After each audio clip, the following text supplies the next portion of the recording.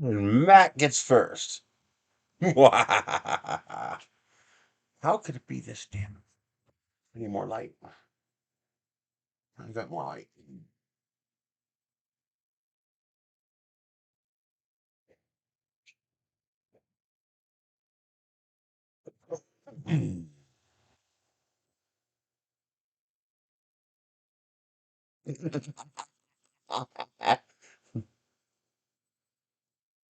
He had his stealth engaged. He was hiding up in those clouds.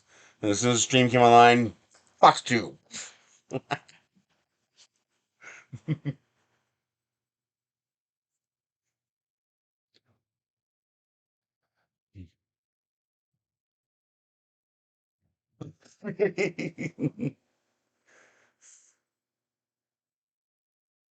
It was a nightmare getting power going. I spent like an hour trying to get power going here, and it turns out the UPS is bad. Yeah. I never just never dawned on me to check the UPS. I'm checking cables, checking runs. Like, what the hell? Why can't I get power here? And it turns out the UPS was bad.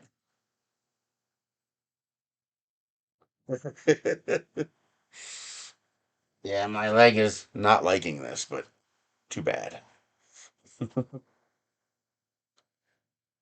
Oh yeah, I gotta let Michelle know.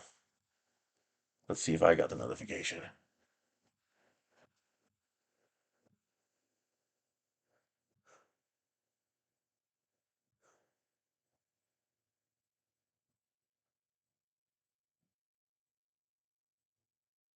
Hey SPC, how are you doing today?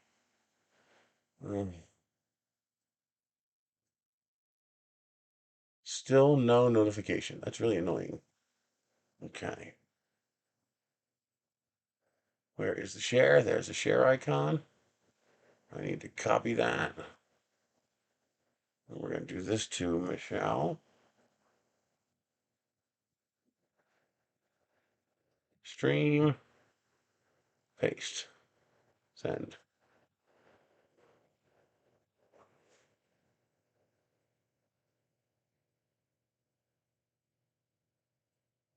Yeah, just sniper shot ready, huh? Oh, you think you're going to be first, huh? Yeah.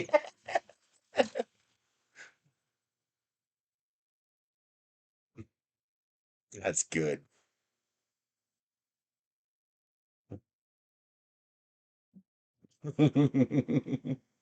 Cassandra is in the house along with SPC match. What is that? I don't know what that is.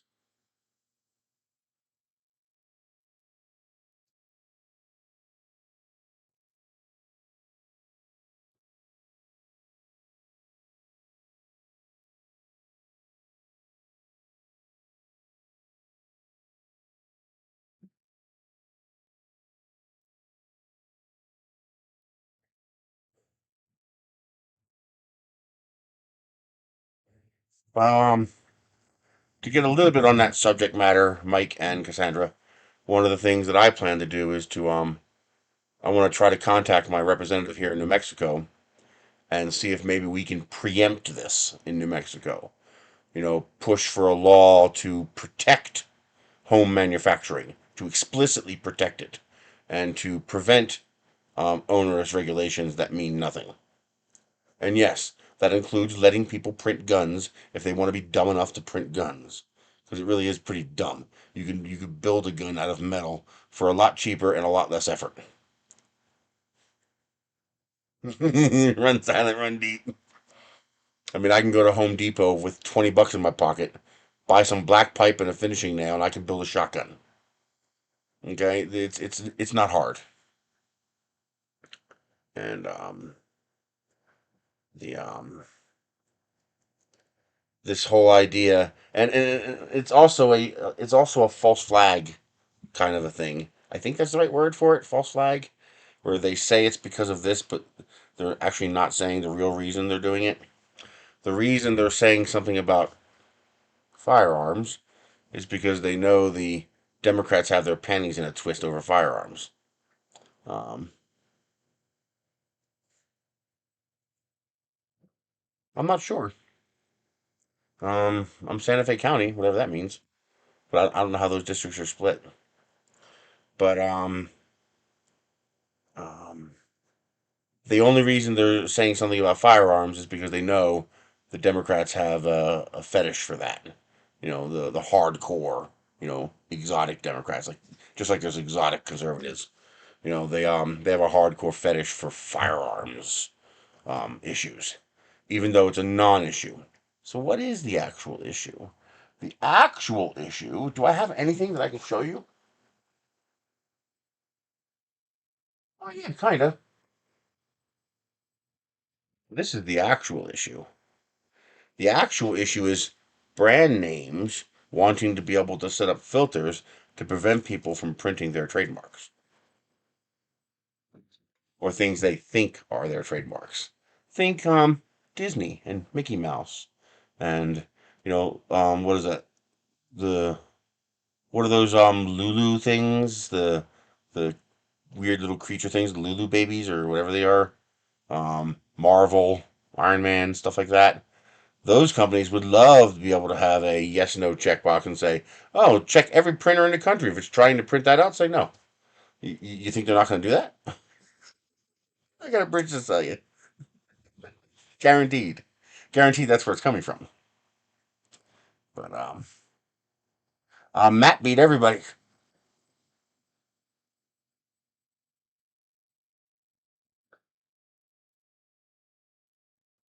Michelle is here. Can't show you the kitties today. I'm at the lab bench today. So there's no place for the kitties to be. You know something? I'm going to fix that. When I get this shelf organized, I think I'm going to dedicate this shelf right here to cat beds.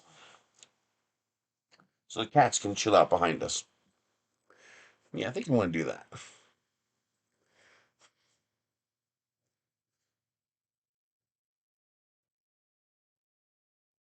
I got a slight down view for when we work on the printer. I lost my little thing that I had set up for it, but I'll get it fixed eventually. So we have a little bit of a down view there for when we start working on it. But the 3D Medic is here. The you can actually hear what they're talking about if you listen to the Additive Manufacturing Coalition when they were talking to the military people at the TCT show. I think it was. No, it was the one that was here in the U.S. in Michigan, I think, Chicago. I don't remember where, but anyway, listen to what he says, and you'll know right away what they're talking about. He says, we have to protect America's ability to, manufacture, and we also have to protect our manufacturers. Now, those aren't his exact words, but that's me paraphrasing. And then you realize, like, wait a minute, what's that mean? What do you mean? What? My eyebrows only halfway across my eyes. Oh no, this is just light colored. um, like what? Why did he say it like that? I am the Cato of narrations. I started wondering. I was like, that was an odd way that man worded that sentence. Why did he say it like that? It just seemed, I don't know, strange. Until I realized that he is not an advocate for additive manufacturing. He's an advocate for American corporations if they use additive manufacturing. And I just realized that that sentence could be construed a lot of ways. So one of the ways that I could construe that sentence was we want to protect American companies, but we also want to protect American companies' profits. And that means preventing you from making things on your printer that reduce their profits. All of a sudden, the weird way he worded that sentence suddenly makes a whole lot of sense. So how do we get something like that passed? How do we go to Congress in front of America and say we want to restrict your rights so we can continue to rape you for our military industrial complex contracts? We want to continue to screw you over with these overpriced items and prevent you from figuring out ways to do it cheaper. How do they do that? We got to stop them from making firearms.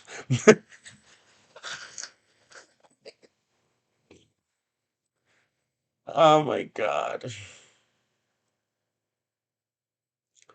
And since we're going to be building one, we have a Bambu A1 printer here. I hope he's here in the stream. But this printer, you could basically consider this stream to be a sponsored stream because Miker 007 paid for half of this printer. And without him, I wouldn't have been able to get it. So thank you for that. I'm hoping to play around with it and have fun with it. I mean, obviously the ideal printer would be like the Snapmaker, but that's double the price of this. Does it? How's it now? We had that problem once before, didn't we? Wait a minute. I think I gotta change this. We gotta change this here to use. Let's use this speaker on here. And this is global. Global microphone. PNP. Okay, so let's try cam 2. So can you still hear the audio? Oh, I have a second audio device. Ah. Oh, how do I stop that? I guess I can do that. Okay. Yeah, it's because it was using both microphones. Is that better now?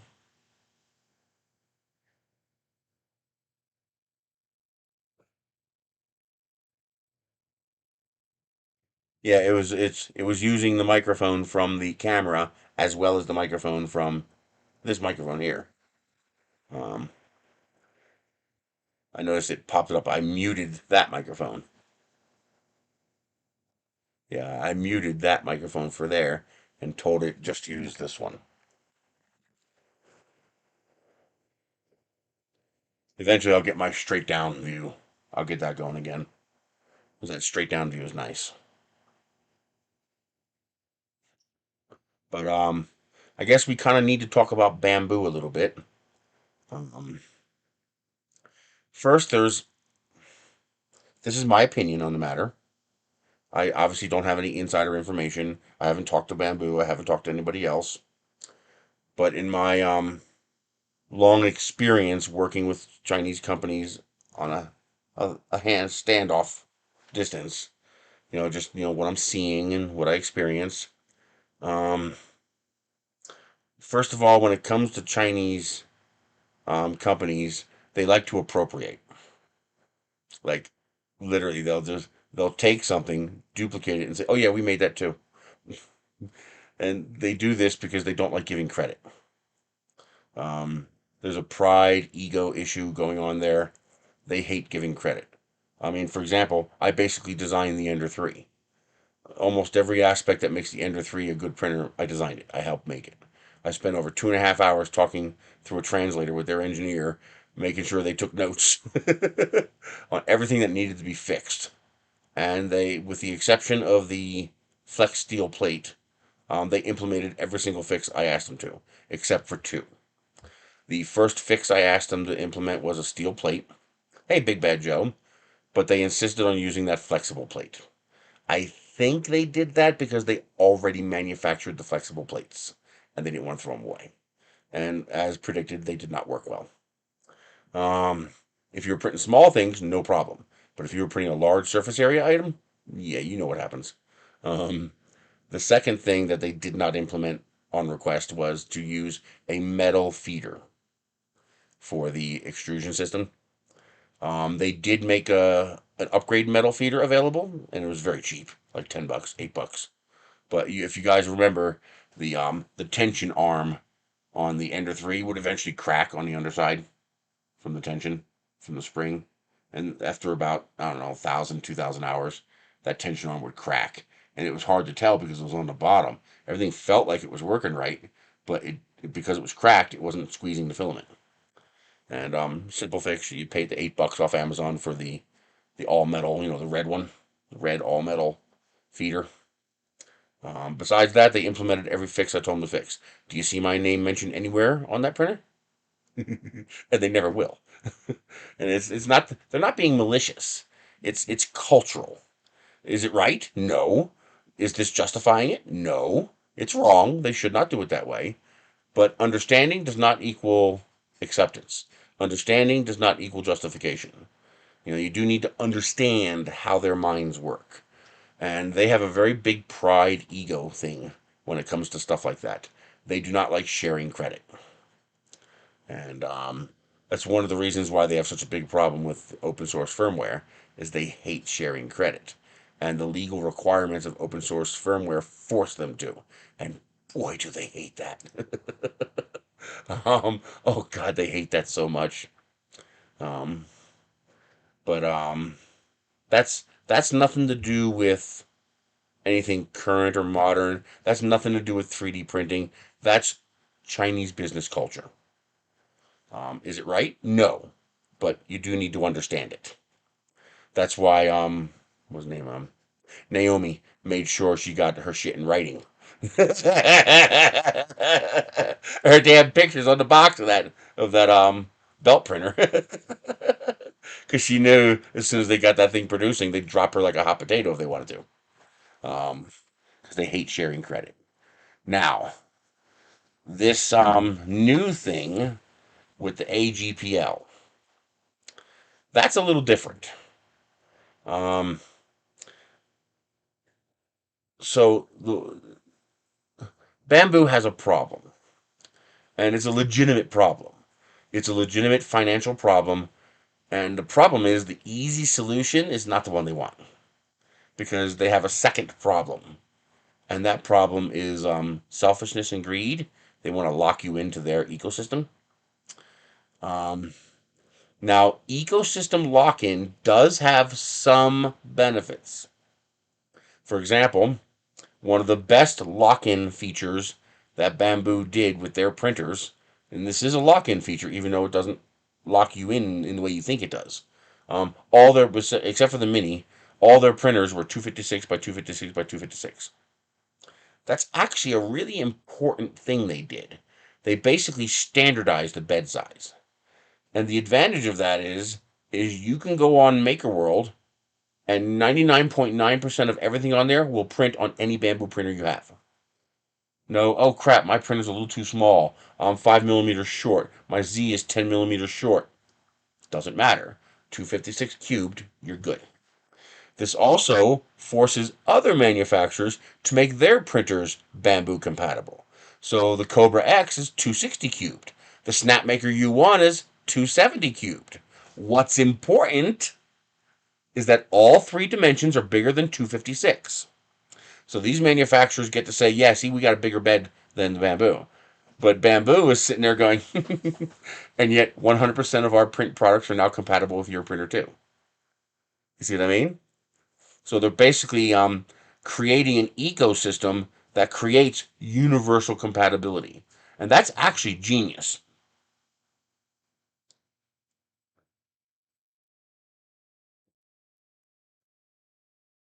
It has nothing to do with that, Jerry Martin. It really doesn't. I mean, think about it. I mean, what the hell does a Chinese company care about your stuff? They don't. Um, what they want, the problem. Okay, the problem with the network plugin is a twofold problem. One, they want the lock-in. They want that Apple lock-in. They want that AOL lock-in. Um, they want that lock-in because that brings the customers back. Um, the problem is they based both their most of their hardware and all of their software on open source, which means eventually their competitors are going to make equivalent products. That's what you see happening now. Um, the the network plugin problem, that's a bit of a confusion on their part. They saw a workaround to get around the AGPL that to a normal person sounds valid. Okay, you can have your open source part and we'll keep our proprietary part. The problem is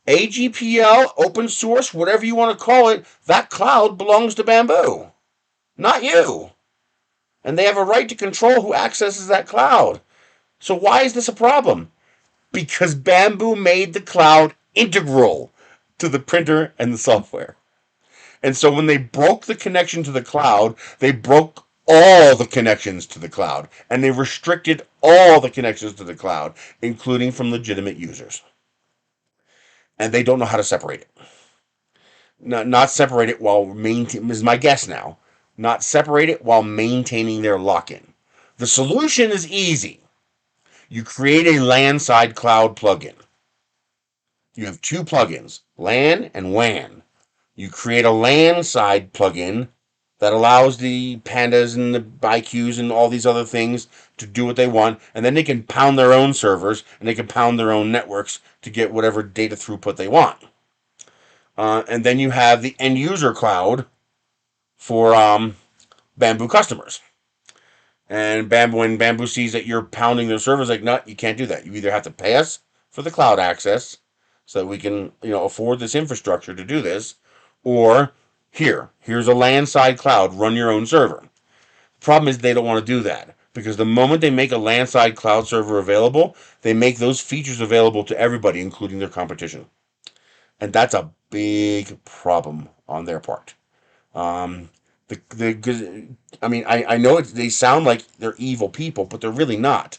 They just they fucked up with the cloud, and now they don't know how to fix it. They don't know how to fix it without looking like douchebags. And um, now one of the things I don't understand why they didn't do right away is simply apply limits. Maybe the way they designed it, they can't for some reason.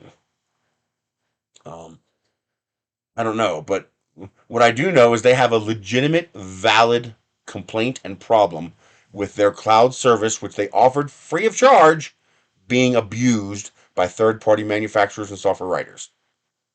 It's like, oh, I can ping my printer to let it know, let me know what's going on there.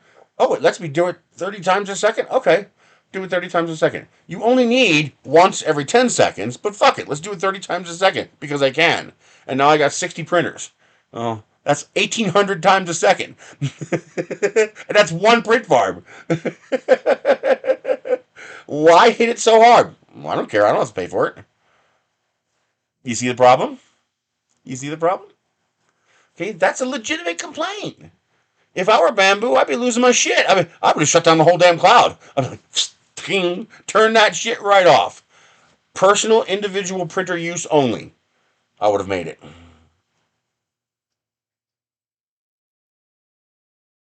Well, they can't. That's what the network plugin does. The network plugin implements a secure connection to only allow Bambu Slicer to access the cloud. But they're not allowed to do that because they're bypassing integral features in the AGPL software and trying to hide it behind a network plugin. And they're not allowed to do that. The AGPL license says no, you can't do that. And that's also valid. That's also valid. Bambu has every right to secure their cloud and control who accesses it. But they don't have the right to take software they did not create and abuse it to accomplish that goal. The whole point of open source software is open source. Everybody collaborates, everybody shares. This creates innovation, this creates support on an ongoing basis, and this creates security. Because now, how the fuck am I going to secure a network plugin? I couldn't code my way out of a wet paper bag made of tissue paper. But that freakish kid down the street who thinks in binary and learned Fortran for fun, he can, and he's interested in Orca Slicer today. And he said, "Oh, look at this! I found this bug here. That doesn't belong there. That's like a back door." Okay, that's part of the whole point of open source. Look at these the dithering coloring add-ons and the interlocking layers add-ons that we're seeing being added to Orca Slicer and pre-flight slicer and stuff like that. This is what open source allows. Exactly, Jerry. Now that's the catch-22 that Bambu didn't realize, is that they are standing on the backs of people who created this open source software for which the Bambu printer would not exist without. And now they're saying, "Oh, we're going to lock it down." No, you can't do that. You can lock down your printer, write your own firmware, write your own slicer. But you can't take our software and put it behind a cage and say, well, no, you can no longer have access to your own software that you created, that you gave to me under an open source license. That's what's happening here. The two are conflicting. Um, a workaround does need to be found. Um, because Bambu has a legitimate complaint about their cloud service being abused. Um, I don't know. If it's open source, probably. The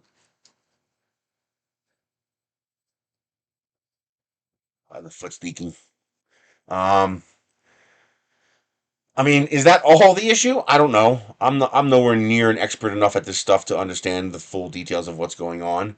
But what I do know is that the AGPL people have a valid complaint. End users have a valid complaint. Bambu Slicer has a valid complaint. Bambu Labs has a valid complaint. And all of them need to be fixed. Because the alternative is you get no cloud services whatsoever. You want that? So the trick is, how do we make it so that everybody wins? Instead of everybody screaming and yelling, "Evil Bambu! I'm getting rid of all my Bambu." Oh, give me a break. You're not getting rid of your Bambu shit. There's a reason so many people use Bambu printers, and that's because they're fucking good. They do a good job. That's why when Micah told me that because I wanted the Cobra X because that would give me 7 colors for $450. So for about the same price as the A1, I can get 7 colors. Um, but that hot end has that tool head has reliability issues, and Micah said that the A1 is a good, high quality, reliable printer. So I said, okay, let's do with that then. I'm not really worried about poop waste and purge waste because the kind of multicolor printing I'm going to predominantly do is not going to have a lot of waste. Um, I'm basically doing layer change um, multicolor for most of my needs, and that doesn't involve a lot of waste.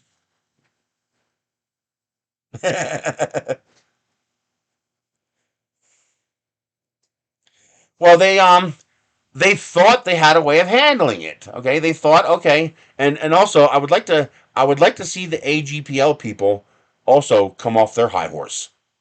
Um, because the AGPL people are also wrong, and the AGPL people also could have handled this better. Did Bambu handle it right? I don't think so. I mean, I think it could have been handled better. You got to remember, you have a business conflict here, and you have a culture conflict. Right or wrong, it exists, and you have to deal with it. Ignoring it because you don't agree with it ain't gonna make it go away. As a matter of fact, it's gonna make them double down. I would like, if my assumptions are correct, if the assumptions that I'm making and the assumptions I'm describing, hey baby, if the assumptions that I'm making and I'm describing are correct, I would like to see the AGPL people work with Bambu Labs um, in order to facilitate them reasonably exercising control over their cloud while not violating the AGPL license. Because remember, the whole point of the AGPL license the whole point of this aspect of the AGPL license was to prevent you from working around the open source license requirement, and basically turning open source software into closed source software by putting all the important stuff behind a locked door. Um, that's not what Bambu's trying to do. I don't think it is. I think they're just trying to secure their cloud. So they figured, okay, network plugin. Let's put the cloud stuff behind proprietary code. We'll open source all the open source stuff, but our cloud is private. And unless their cloud is also based on open source software, which it might be, it might be. Who knows? But hi baby. Yeah, you like that? You like that? You like the scratches? Yeah. Come here. Yeah, they want to see you. Come here. Meow, meow, meow, meow.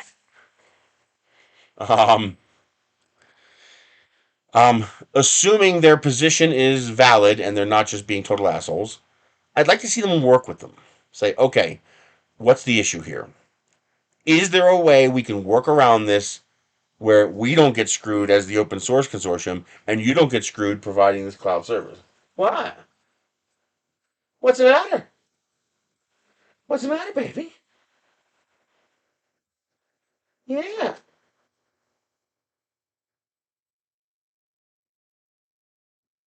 Hi. You want to come up here too? Yeah, I know you're curious. Might as well get it over with. Come on. Come on. Get it over with. Um, not now. The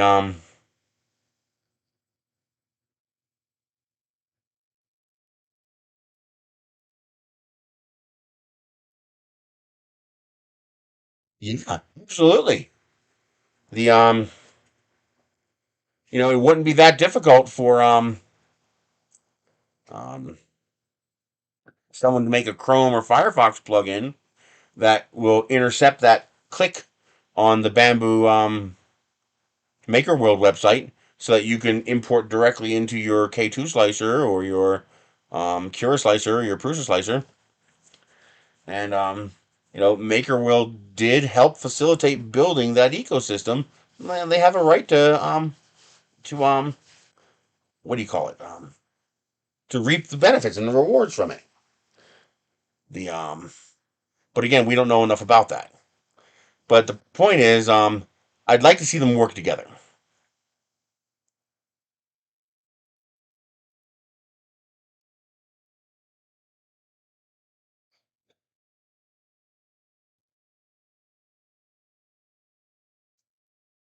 Who cares? Who cares, Jerry? You think you think Bamboo Labs locking down their cloud service with AGPL software and a network plugin is going to stop somebody from figuring out how to hack their printer and send malware to it? Are you kidding me? It's going to happen. It's going to happen. Why? Because Bamboo's popular. Well, why don't people hack Apple computers? A lot of people think it's because, well, it's based on Unix and it's based on something that's more secure. Bullshit. Apple computers get hacked just as much as PCs do, and in fact, they're easier to hack in many cases. Um, hey, D-Way, it's okay. We started late. I got a Bamboo A1 thanks to, in part to Micro 007. So we're gonna put together a Bamboo A1 today. Um, the reason Apple computers don't get hacked and virused is because they're irrelevant. No one cares about Apple computers because no one has any Apple computers. Apple computers are such a tiny portion of the market. The whole point of a virus or malware attack is to be a WMD in software words. Okay? To be a weapon of mass destruction, but for software. That's the point. No one is going to attack a place that has 1% of the market. No one. They're not there. There's nobody there. Right? Why do you attack PCs? Because 89% of the market is a Windows PC. So you're going to have an 89% chance of getting someone. Okay? That's why. The Apple is great if you want 2 or 3 year old antiquated technology that's very reliable and very stable. If that's what you need, great. For your business, wonderful. For your grandparents or your parents, wonderful. For kids that you want to give them a stable environment and they're not old enough to be hacking crap yet, wonderful.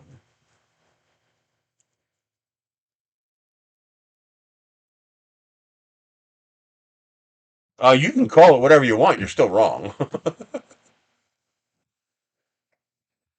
PC usage by percent.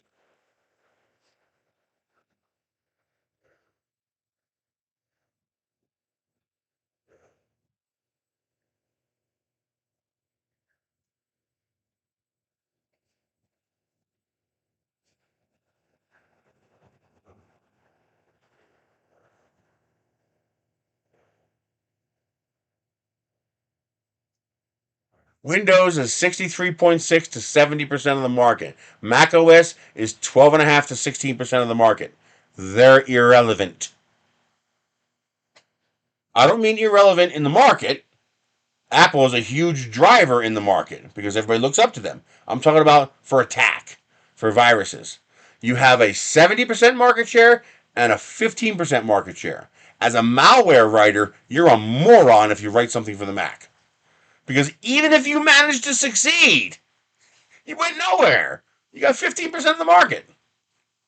You go for the big boy. You go for the 70%.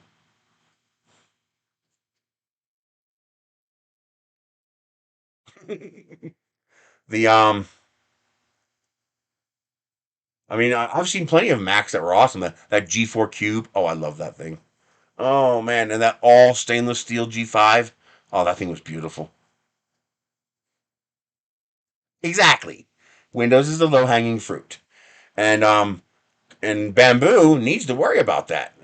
Right? Creality is the low hanging fruit for 3D printers, but they're not accessible.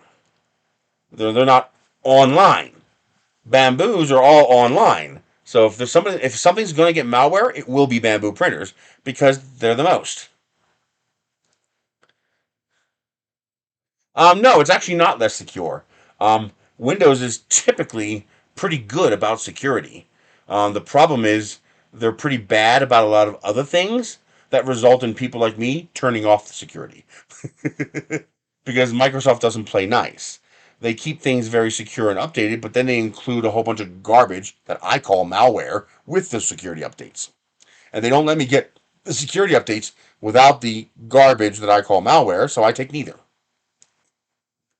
Um,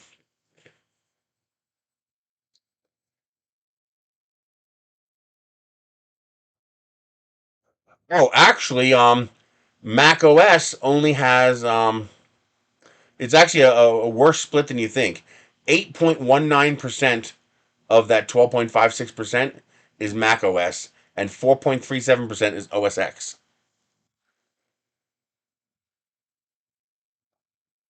There it is.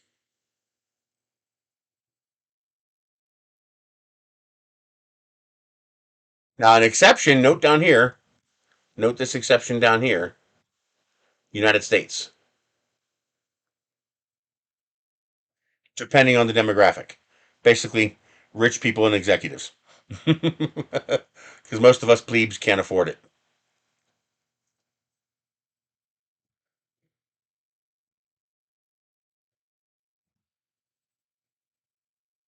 On top of that, with Mac, the um, well, not even no. Most professionals probably use PC. It's professionals who are professional as far as image. You want to present a nice image. Those will use Mac. But you're although no, didn't Apple focus pretty heavily on CAD and engineering? There's no Apple Silicon. It's Intel. Did they move off of Intel or are they still using Intel hardware? They moved off Intel. They're making their own silicon again. Good for them. Oh, that's right. They are. Video editing on the Apple is easier and faster. That's not a Mac issue. That's a software issue. Since most people do video editing on Apple, there's just not a whole lot of interest in making video editing software for PC. So what's happening is the PC software just sucks. The what is that newest? You're right. They do make their own hardware. Apple. Don't they call it a letter or something like that? M1 series. There it is. M1, M2, the M series. Okay. It's ARM based, huh? Nice. I like seeing ARM get some credit.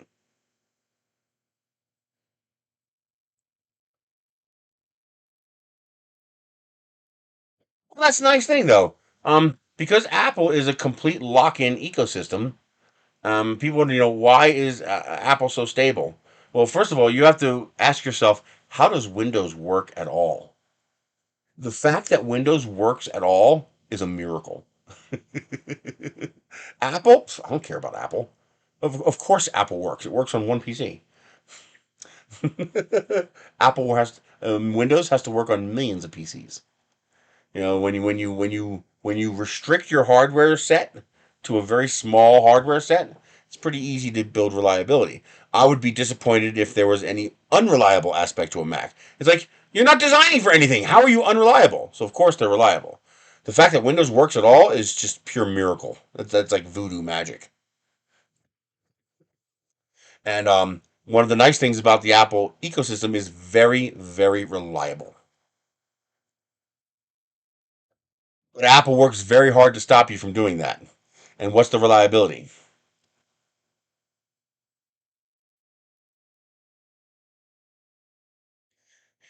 The If Apple were to open up to more hardware, well, then they would run into the same problem Windows runs into. Um, the Trying to make it compatible with everything, and that's hard to do. So that's one thing where I give Apple credit for is they limited their hardware set, which limits their functionality, but also dramatically improves their reliability.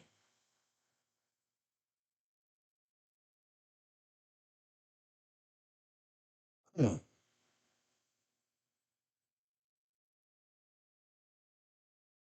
Who is the richer company? Windows. 70% of the market, they're richer.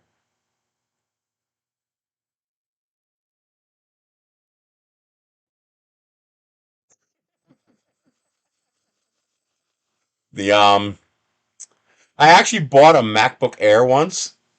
It was such a good deal. I was like I just want to play with one. And as soon as I turned the MacBook Air on, it disconnected the network and said, security lockdown. I was like, fuck, this goddamn thing is stolen. Sure enough, half an hour later, the cops were at the door. Not kidding. They came to my business. It says, did you just buy an Apple computer? And they're like, yeah. Oh man. The problem I have with Mac, with Apple PCs versus Windows PCs, and Microsoft is quickly undoing this, and that's a bad thing, is I don't like Apple having control over what I can do and what I can't do. This belongs to me. This is my hardware, and that includes the software on it. I will fall on my own sword. I will die on this hill. The software on my hardware is my property. I own it. I own that copy of every piece of software on this thing. I own this copy of Windows. Not licensed. I didn't license it. I bought it. I own it. And I will never, ever, ever step down from that hill. There is a difference between IPR and PPR. IPR is intellectual property rights, which I don't own. PPR is personal property rights, which I do own. And I own the PPR for the software on these devices. And then this Microsoft keeps trying, they just keep making new versions of Windows to try to force people into obsolescence to try to figure out a way to lock it down and control it. And it's like, I don't want that. Like I wouldn't install Windows 10 on any of my hardware until they'd lobotomized it. Until someone figured out how to securely lobotomize Windows 10, I wasn't touching it. And the same thing will apply to Windows 11. I ain't touching Windows 11 until the community lobotomizes it and rips out every single goddamn aspect of Microsoft bullshit that I don't want.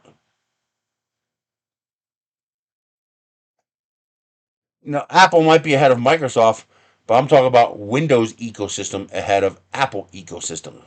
It's not even close.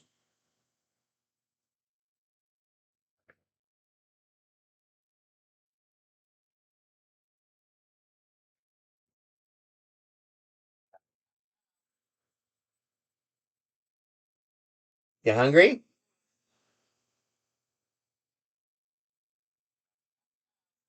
Uh huh. Yep. There it goes. um.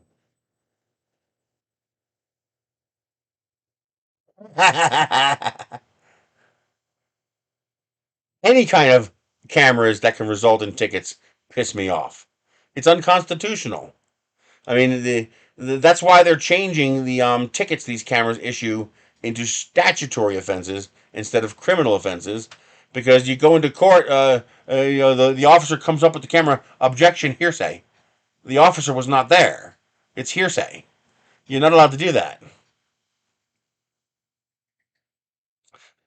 Any kind of camera bullshit. Oh man.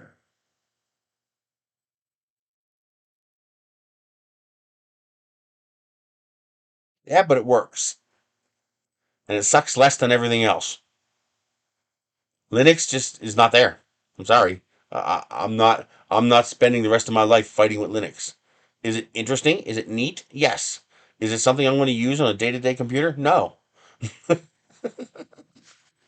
Same with Apple. I'm just not going to do it. I'm just not going to waste my time, trying to fight Apple's restrictions. It's like I just don't want to do it. I want my computer to bend to my will, to do what I say. I want to be able to go on to eBay and spend $140 on a laptop and not have to worry, is this thing going to be fast enough to do anything? It's this is a sub $200 laptop. It's got a Ryzen 7 processor, GeForce RTX graphics, 16 gigabytes of RAM, and this can run anything I want. You can't say the same thing for a Mac. You've got to buy a Mac that's powerful enough to do what you want to do. Everything. By restricting the entire ecosystem, they restrict everything.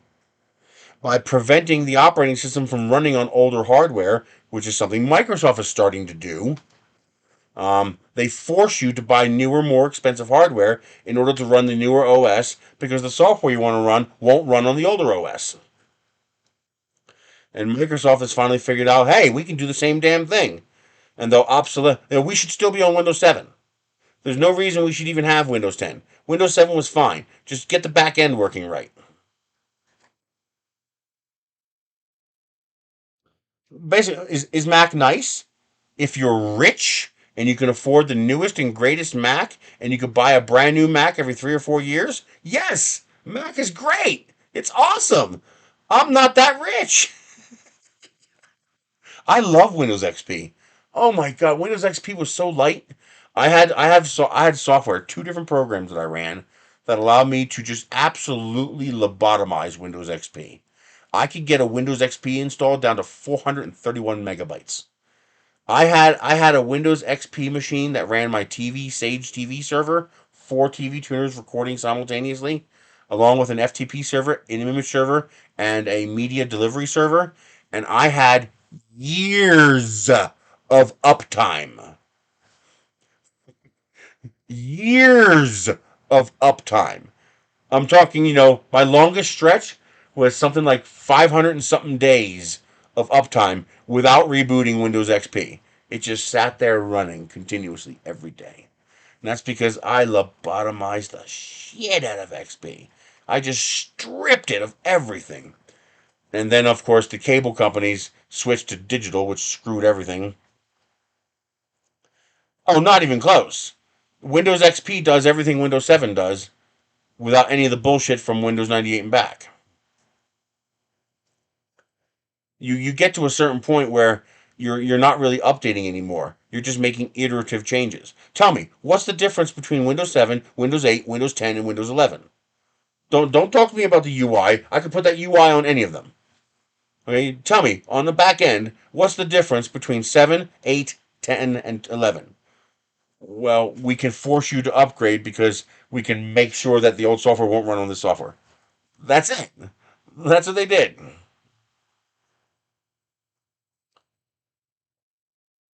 The only reason I don't still have an XP machine running just for the hell of it is because you can't really get on the internet very easily with Windows XP.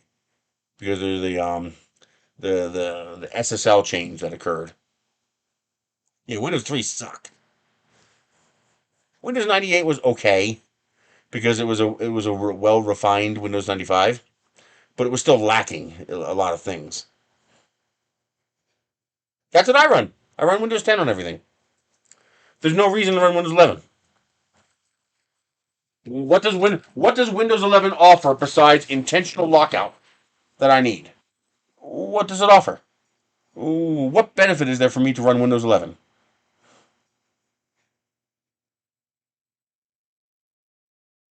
Oh, you can put it on the net. First of all, I have a router, which solves most of your internet problems with XP. And then, if you run raw dog naked network cable on XP, you're gonna get hacked almost instantly. There's a bug in the original XP where if you're on a shared network, they can hack your XP system. So for people who plug directly into the cable modem, your system gets compromised like within minutes.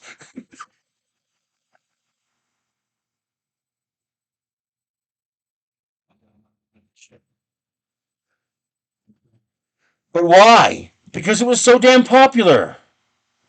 That's why. It's not because XP was bad, it's because it was too good. And so people wanted to hack it because there was lots of victims available. That's going to happen. That's going to happen no matter what you do. Oh, you think it's bad now? You wait until these AI systems get just a little bit smarter. Oh boy, you're going to find out how insecure everything actually is. They're already starting to see it. It's already starting to scare the shit out of the people who are developing it.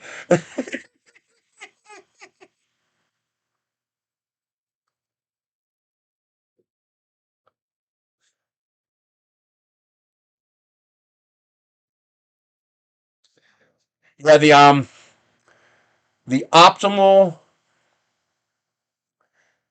um ow. The optimal tool changer setup is 6. We need 6. We need to standardize 6 for tool changers. You need CMY, white, black, and PETG. Or if you're already printing in PETG, PLA. So what you need is your CMY, your black and your white, and your support layer, interface layer. So the ideal implementation of tool changer will be 6, because that'll give you almost any color you want, and it'll also give you the black and white you need for shading, and it'll also give you your interference layer for support layer separation.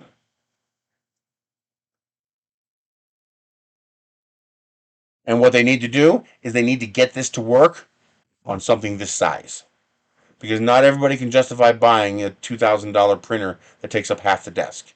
We need to see some people optimize those tool heads and make them smaller, which probably means something like either the Bambu iteration or the E3D index iteration. But I have a feeling they could probably get a full-on tool head that small. I have a feeling 2026 is going to be an interesting year for the tool changer. But they also need to get it down below 500 bucks. So that's going to be the golden goose. A 6-head tool changer under 500 bucks without it being a gigantic machine. 8 would be great. More is always better, but for me 6 is the minimum, because that gets you CMY, black, white, and interface layer.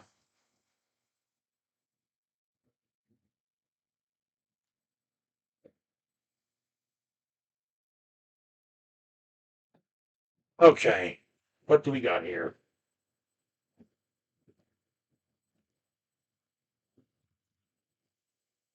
All right, actually that's good. So that's interesting. And that's exactly what I was going to do too.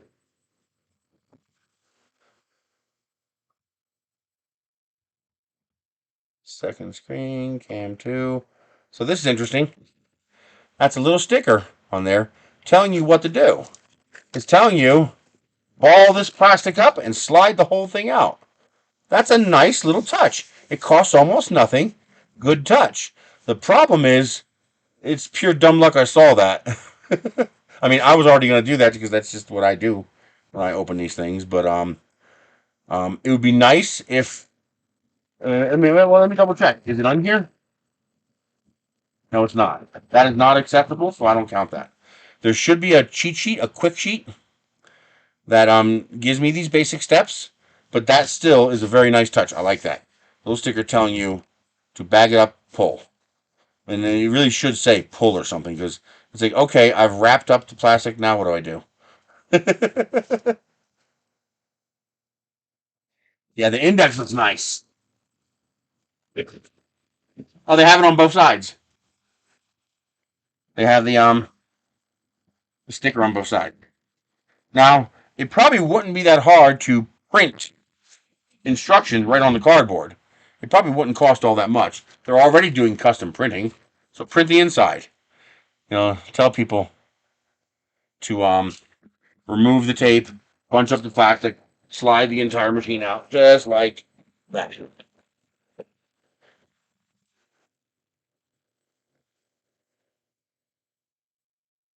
I don't want a built-in UPS. Now you have shipping problems. Now you have side problems. Now you have maintenance problems. Screw that. You just buy a UPS. There's no reason to build a UPS to do it.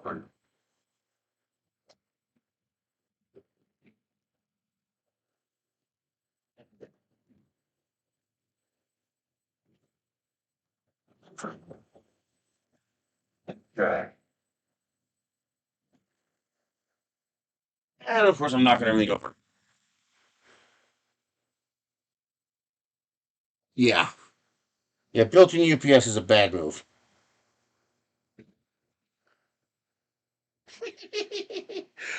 It took 5 seconds for the cat to jump in that box. 5 seconds. He's in the box.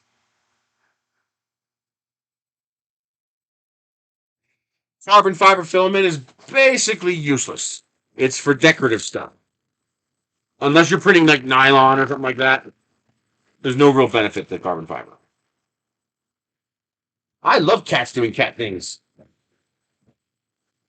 Okay. I'm guessing that is the stand for the AMS light.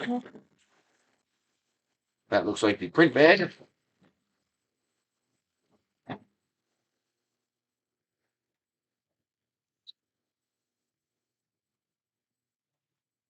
Once I get around to fixing my PC, I even have my new video card ready. I got a Quadro that I scored off eBay a couple years ago. But the whole point is it's got 4 DisplayPorts. So I could plug 4 display panels into this.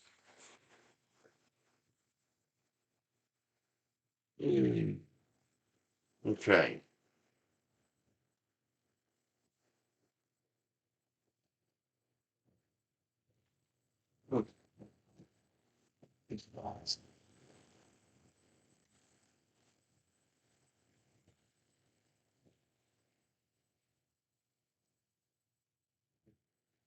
It's beautiful, yes.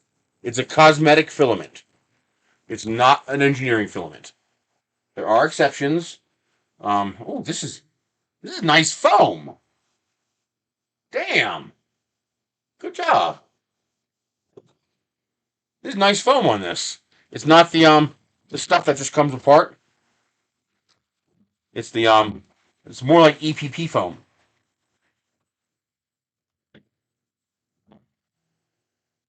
Anything in there? Nope. That looks like the AMS thingy-majiggy. That is the 4 spools for it.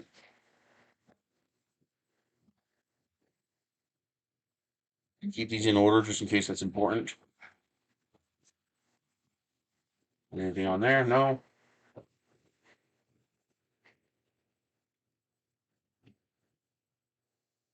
Okay. That piece attached by a zip tie.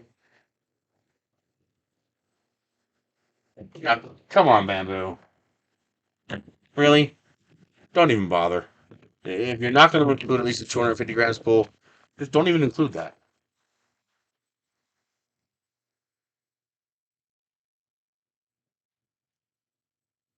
Why does my screen keep flickering? Okay. Here's our power cable. Actually, it looks like I have a decent power cable. That looks like the purge wiper thingy. Anything else in here? No. Okay. This looks like the vertical gantry. I think I'm going to want to tip this.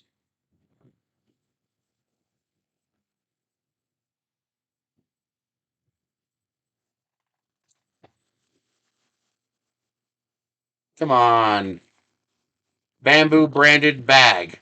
Let's put a little Oxford cloth canvas bag in here. Wouldn't cost you nothing. It'd be a nice value add. You know you got the profit margin for it. Or sell it as an accessory, but it should be included.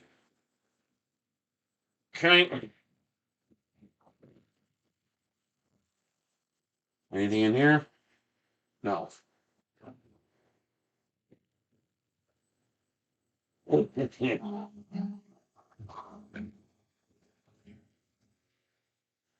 Hello? Yes. Yes.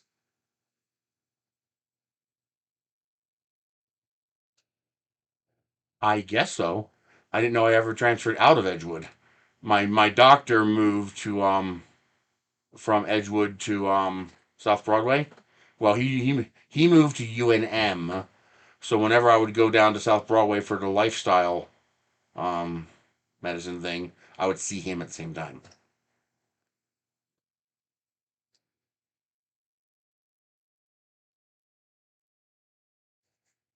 A couple of years, except for like dentist and other stuff, blood work.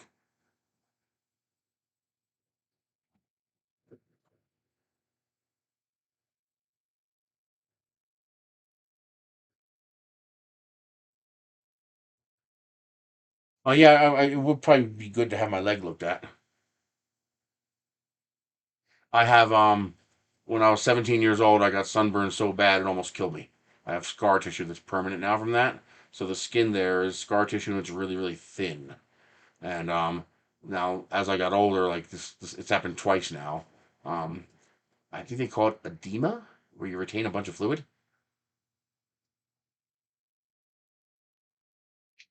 I don't know what that means. What I do know is the fluid starts to come through the skin of my leg. Yeah, and once that happens, it kills that top layer of skin. And then this time I didn't catch it this time, so I didn't start taking the water pills soon enough. And so now I'm stuck in bed, with the water pills, keeping the leg up until it dries out enough to heal. And it's in the process of doing that now. It's just it's a big giant basketball sized area of scab, so it likes to crack and split, and that hurts.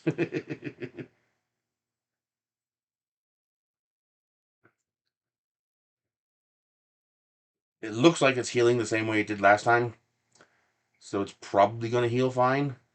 But it's also probably something I should have a doctor look at as well.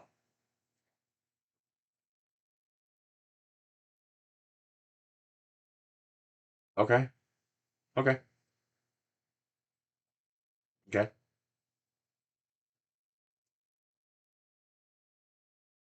1 o'clock's good.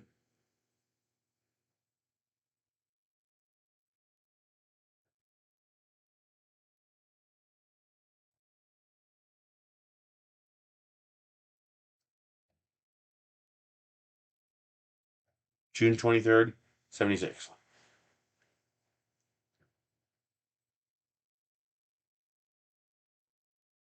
Yep.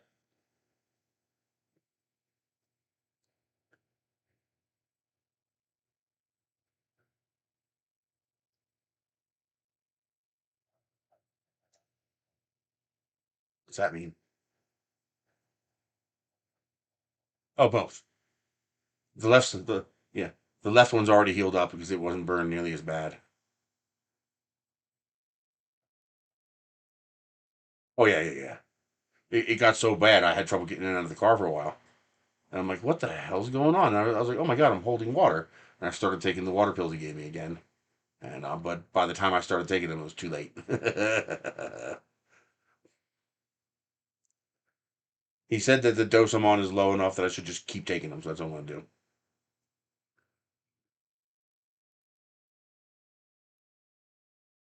Because it's a real pain in the butt when it does that. Leaks everywhere.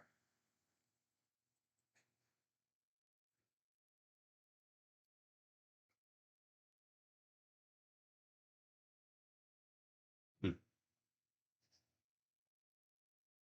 Yep, you got it. You got it. No problem. Thank you. Bye. That was faster than I thought. I thought they were going to take months to get me a doctor. Nice. Okay. There is the gantry.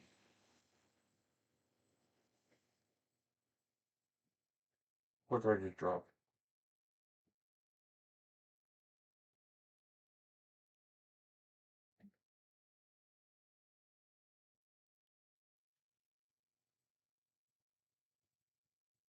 Hmm.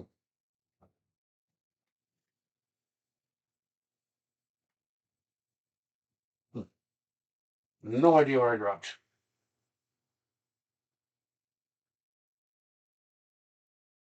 Did you start working on light boxes?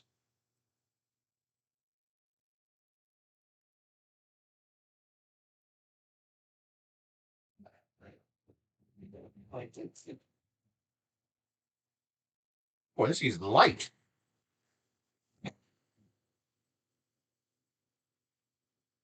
I wasn't expecting it to be quite so light.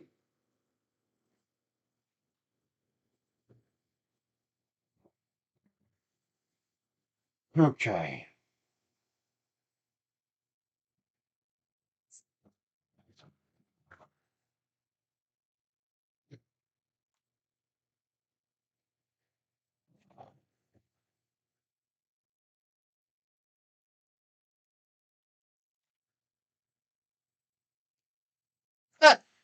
It comes with stickers.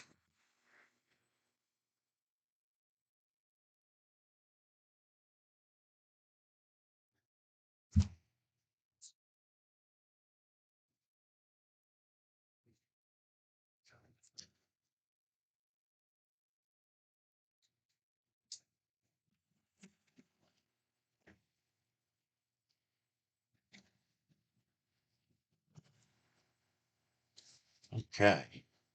What do we got here? Can I even read this?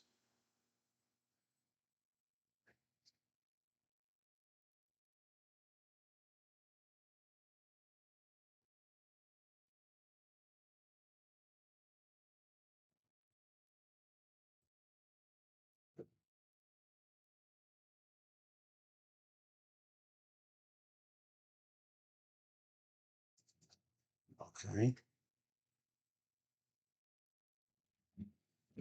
I need a pair of nippers. I'm not getting up, so I better hope I have one here.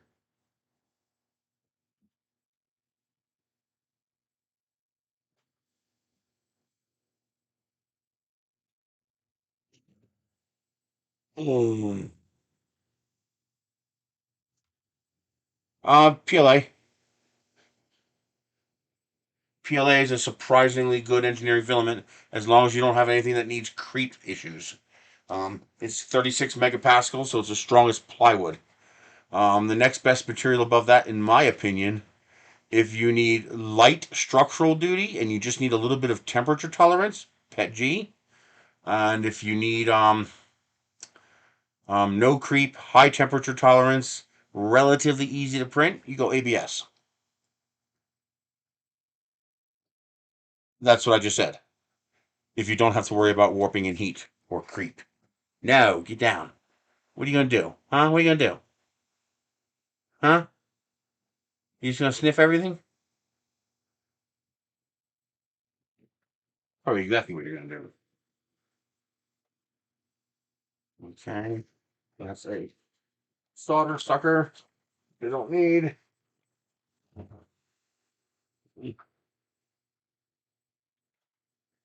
Oh, come on. I'm not getting up.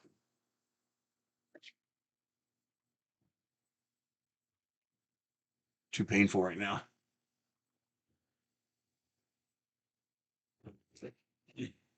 Really? Come on.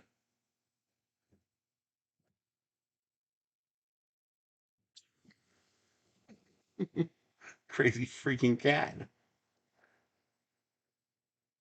Oh man. I need a knife or nippers.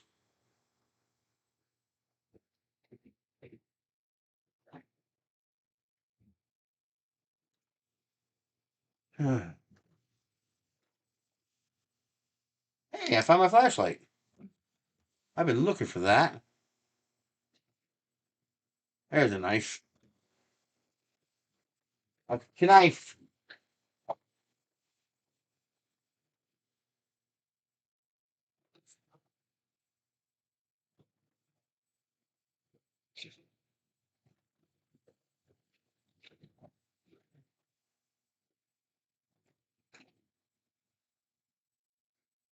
There's my Casio Coca-Cola camera.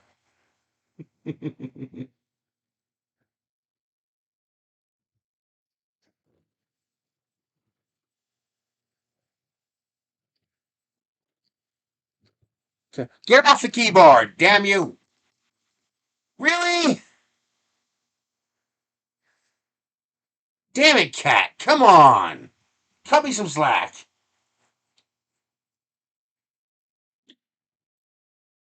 Do you gotta puss with everything? You gotta get into everything? That's the camera, the flashlight I got when I was doing pizza delivery.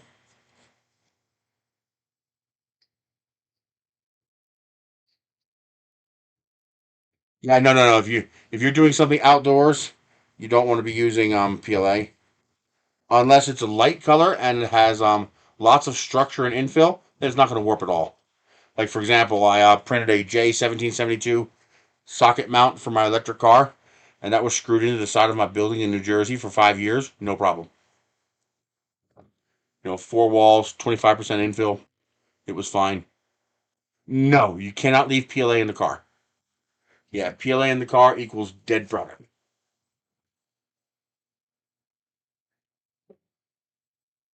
Okay.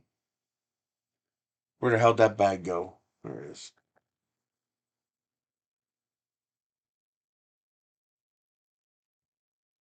The like I said, if you need a slight bit of heat tolerance and you avoid using dark colors like black and brown, you can use PETG. Otherwise, ABS is a shockingly good plastic. Now, of course, if you have the money, there's polycarbonates, there's nylons, and there's a dozen different kinds of nylons. Um, Now you're getting into some seriously hardcore plastics, though, and seriously expensive plastics.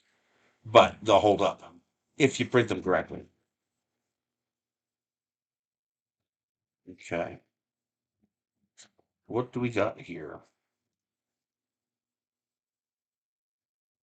I really wish the writing was a little bit bigger. Is that a nozzle cleaner? Yes, it is. That's a nice long wrench. So 2 wrenches do the whole thing? Cool.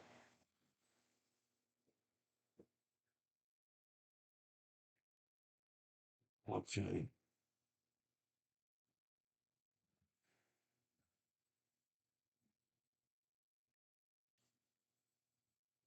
Okay. It wants me to remove the screws on the back of this thing.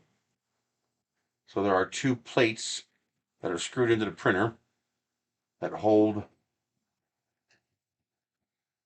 the gantry in place so it does not move in shipping,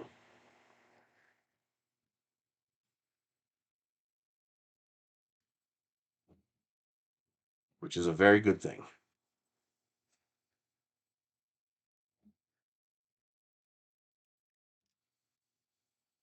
And then I was told to hang on to all the hardware that secures the printer in place during shipping because when I print over-the-top filament spool holder, if I do, that this hardware will come in handy for that.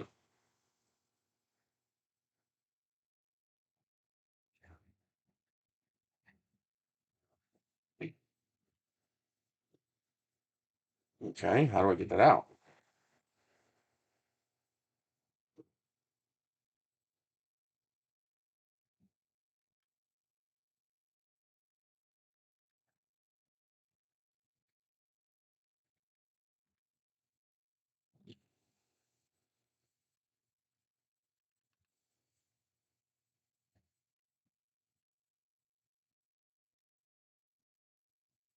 Okay.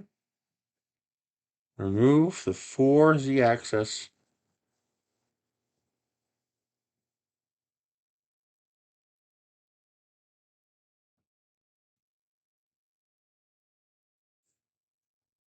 Okay. That's all it's telling me to do.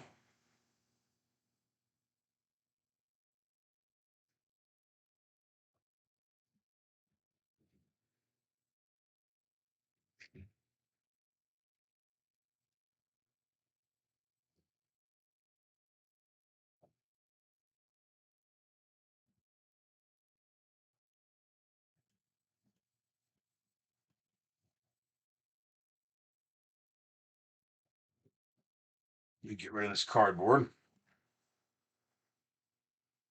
Is it just something but a styrofoam? I think it is.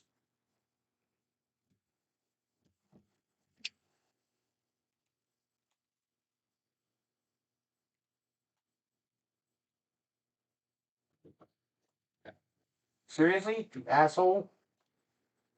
I fucking wanted you down here. I would have put you down here. Piece of shit.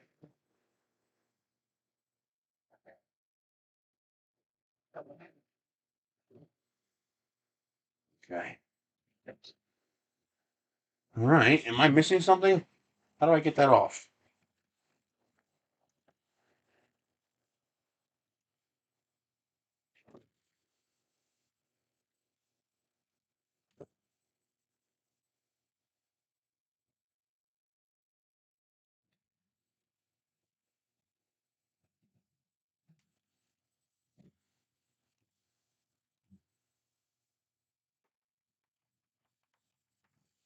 Get rid of you. Get rid of you.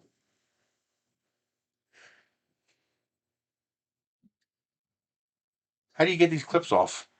They don't seem to want to come off. Go this way? Ah, goes that way. I think I'm not going to force it. I know there's the right way to do it. I can't easily reposition the camera. Let me try. It's dangling off my screen up here. There we go. That's as far up as it'll go. I got to get the overhead done properly. Okay.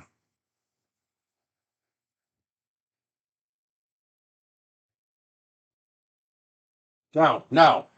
You're done. That's it. You're done. No more ups. Getting in my way now. I'm going to have to bite you.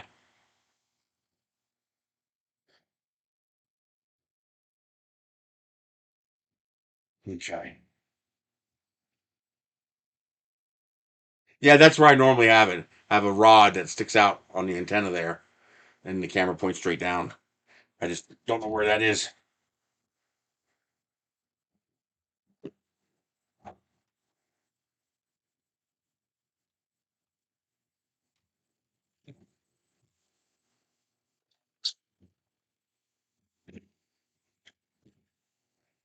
Okay.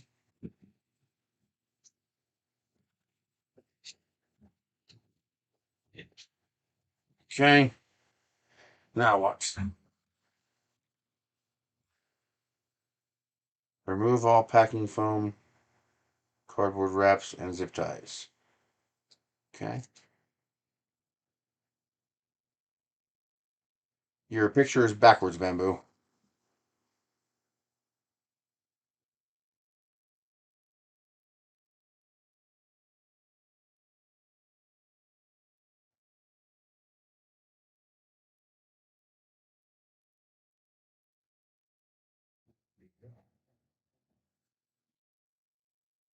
Okay.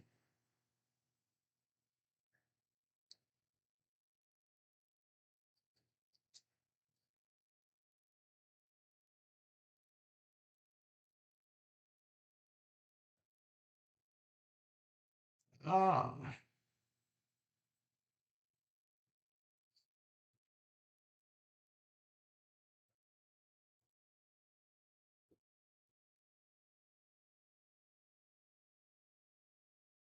Printer frame. Okay, I see. Screen on this side. Okay.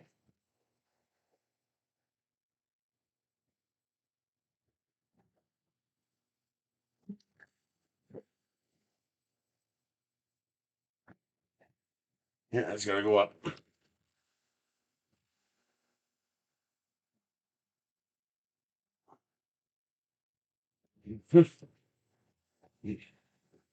There we go.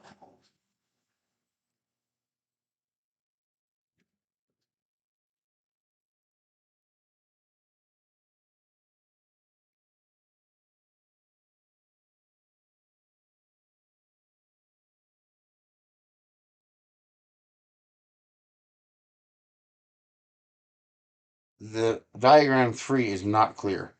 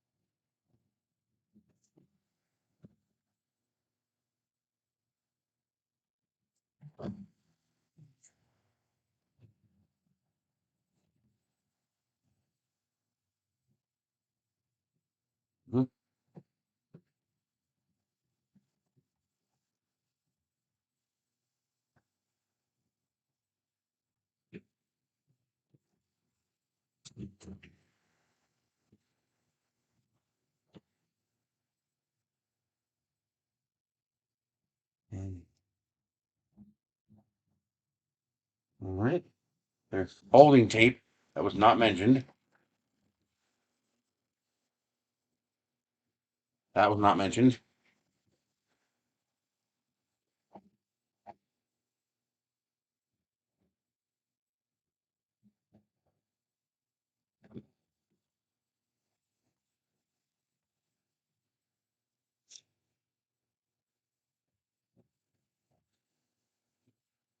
I see.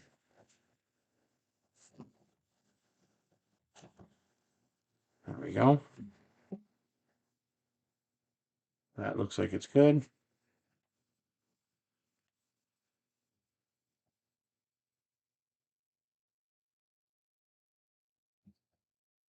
Hey, it's literally got a built-in USB-C port. That's weird.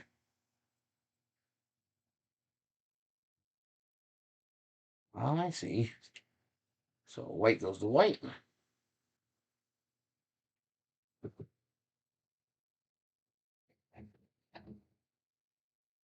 Green goes to green.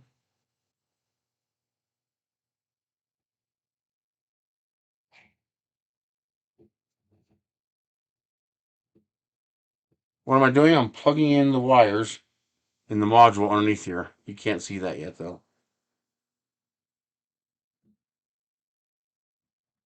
Can you see it better on this one? No, you can't see it there either. Yeah, I've got no way to show you this yet.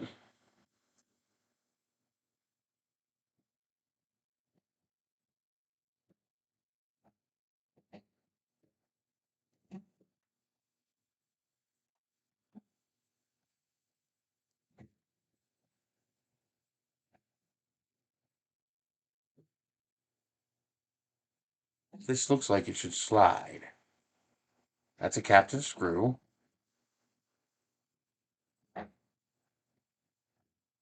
Mm-hmm.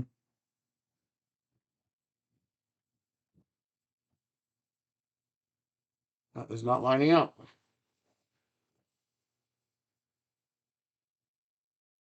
No, that's a webcam. Oh, okay, I see. There we go. Hang on, I'll show you.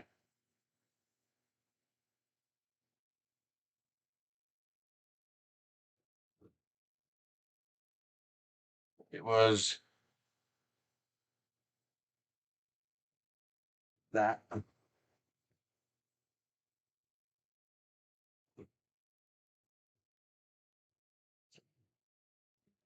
Okay.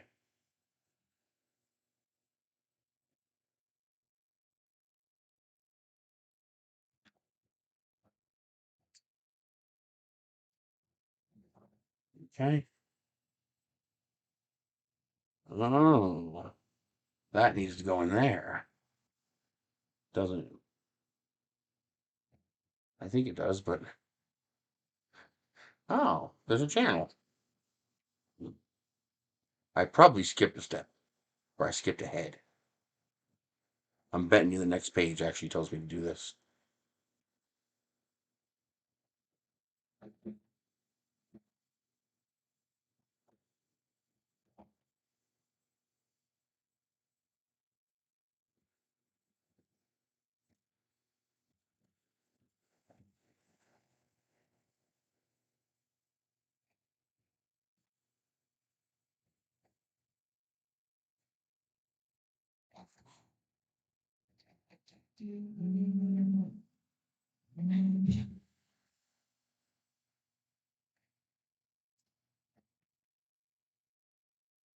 Did you put the left hand?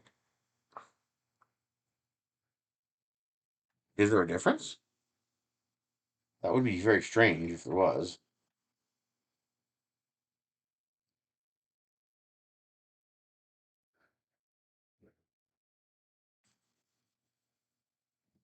Okay, that is secured.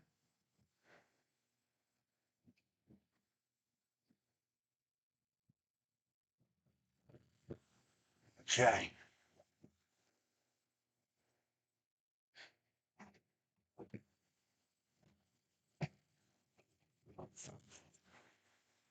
Okay. That says that. Install. It looks like they no longer screw the heat bed and lock it in place. It looks like they now just use the foam. There used to be red screws in here you had to remove. Looks like they got rid of that step. And instead, now they just use the little foam blocks to secure this in place. Oh, so now it's just green screws. ST323.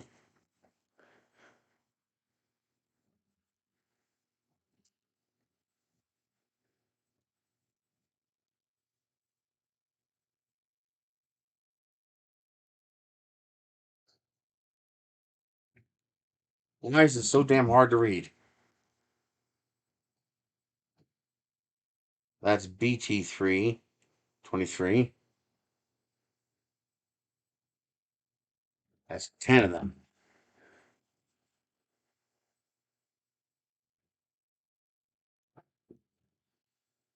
Definitely not 10, which means I gotta go into this bag.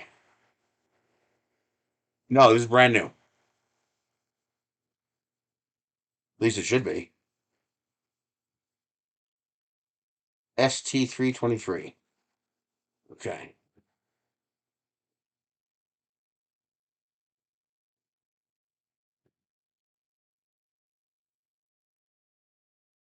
Okay.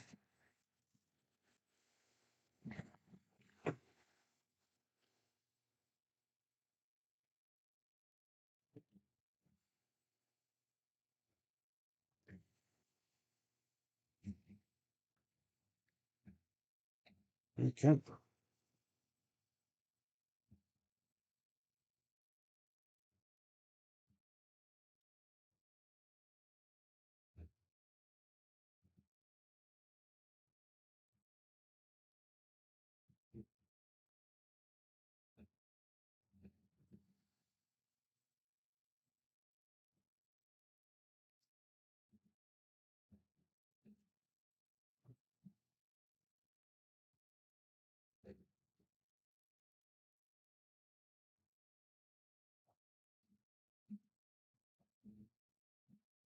I watched a bunch of videos about this, in preparation, and I noticed that they had red mark screws. There's not even any red paint, so they just changed the way they did it. That's all.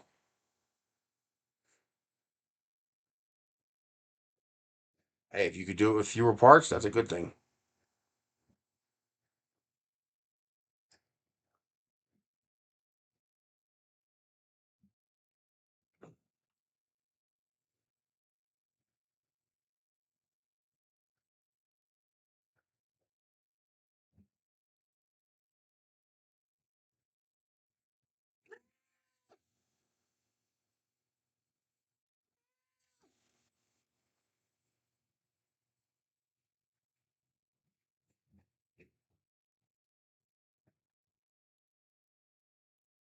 You're not coming up here.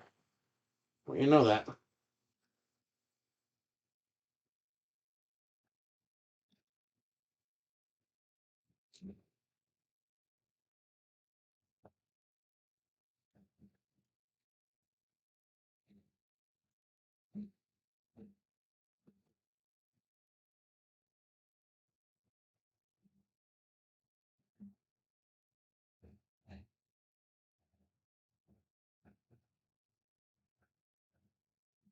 I do not like the way these screws go in. It's hard to tell if they're cross-threaded or not.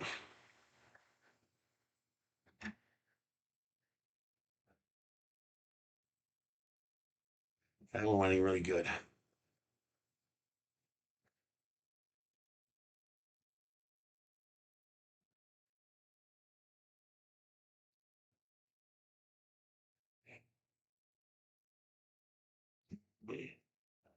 That's what they told me to do. Yep, 6 in the middle, 4 on the outside.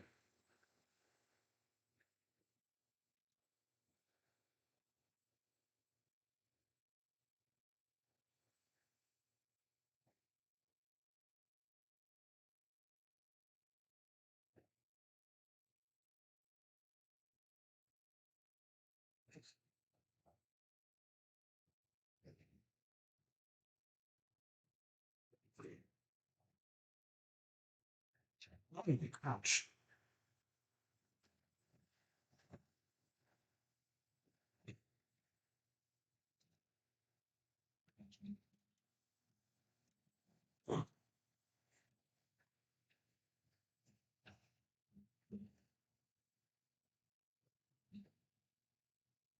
Hi. Ugh.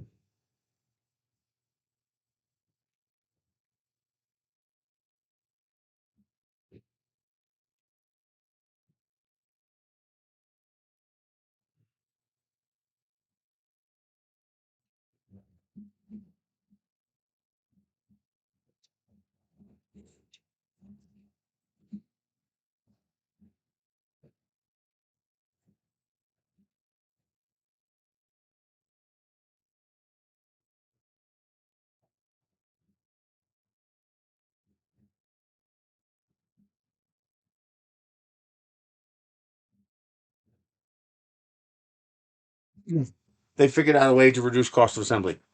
That's not a bad thing as long as it works.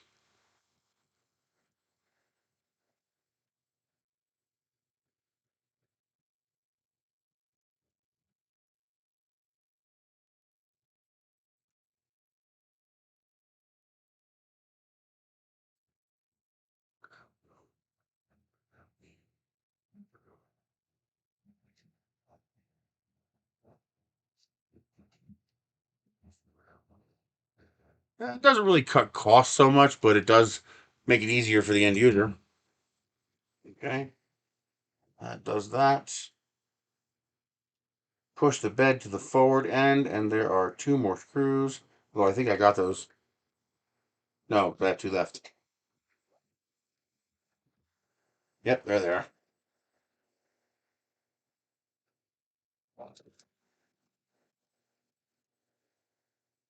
Trying to initially get them threaded by hand to make sure they're not cross-threaded.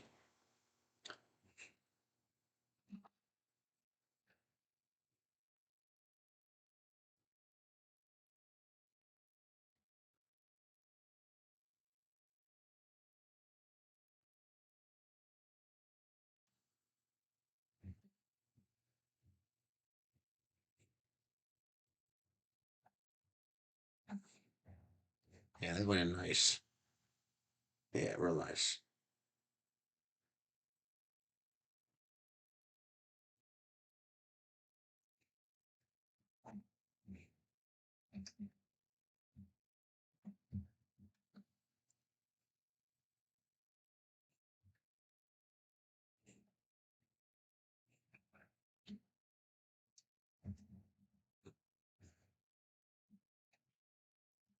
Yeah, this is oh, that's the bed. Alrighty. 10 screws are in.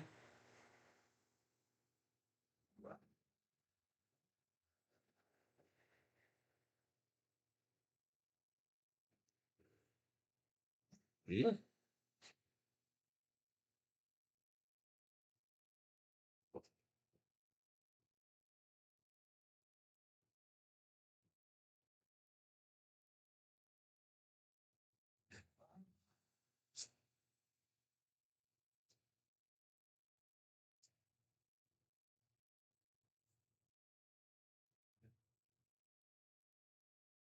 Okay.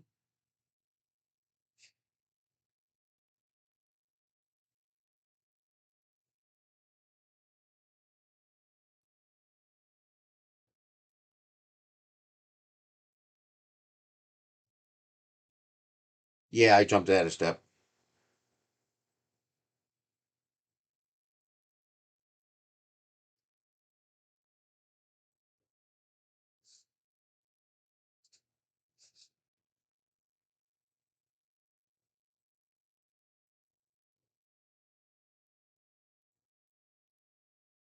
Okay. All right, this gets reinserted.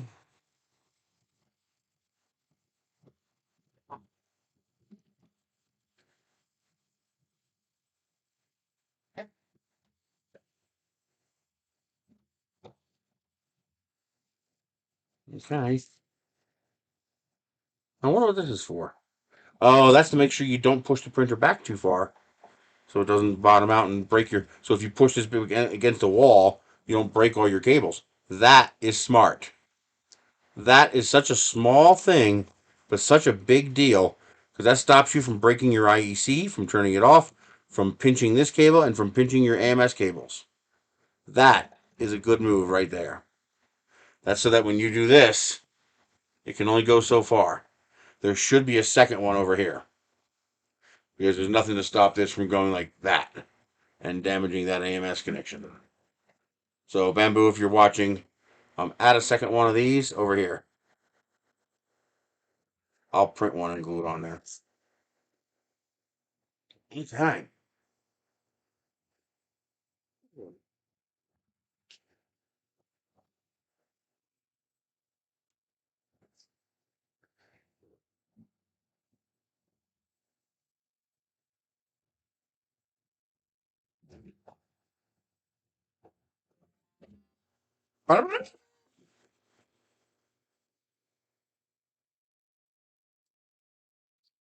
Okay. That's all done.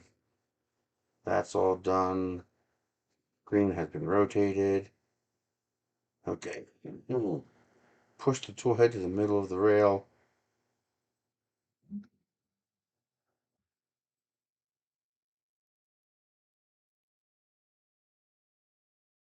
It wants me on the other side.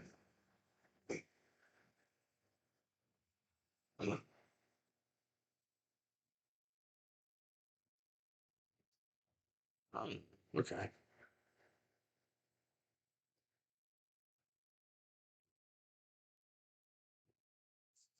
Slide the purge wiper unit into the slot and the X axis.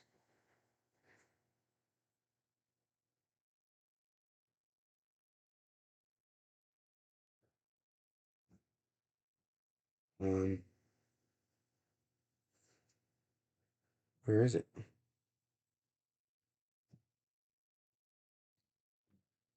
Is it here? There it is.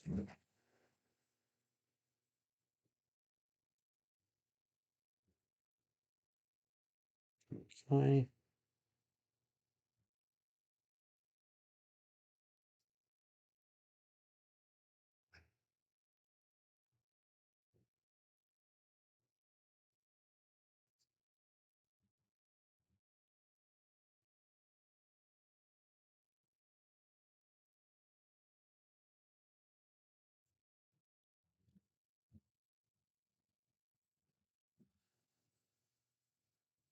Yeah, that goes there like that.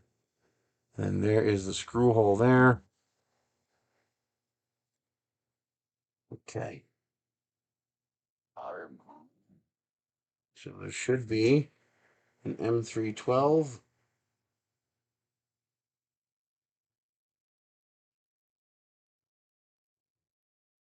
I don't doubt it. But while you're there, might as well take care of it all. Let's see. M312.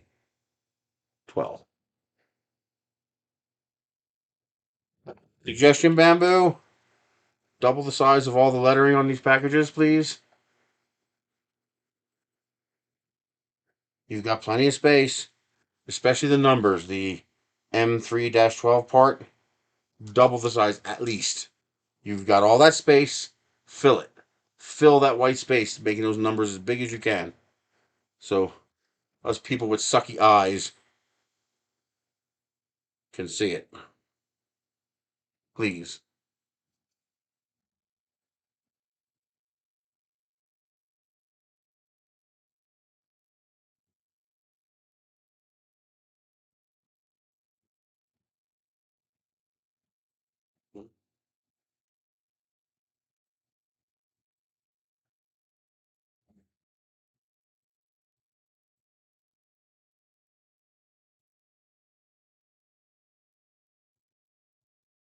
It would chafe the cables. It could damage the IEC, which could start a fire. And it could also damage your AMS connections, which are pretty delicate. So, if you were to accidentally push this printer into a wall, you could damage the IEC connection, which could start a fire. You could damage your primary cable going into the printer, and you could damage your two AMS connections right here. So this stops that. It would be nice if they added a second one of these over here. This way the printer itself would bottom out against the wall. Because right now, these are protected, but these could still get damaged if you were to twist this a little bit. Probably not, but they could. So what would it cost to add one of those here? Nothing.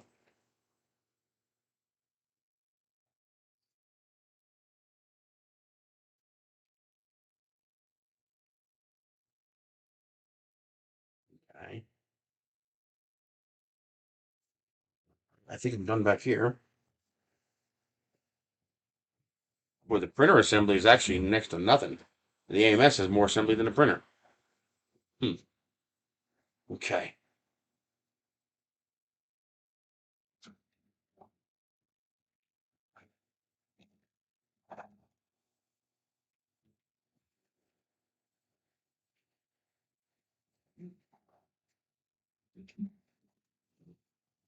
Okay.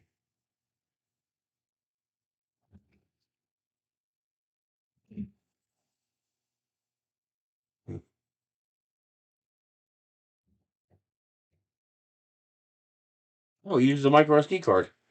I thought you used a USB cable.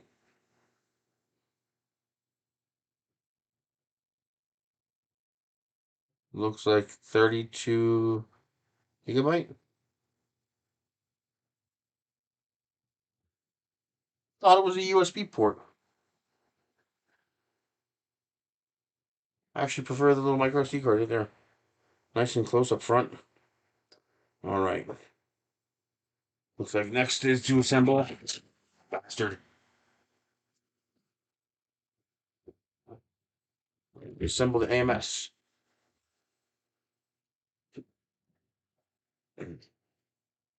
Okay.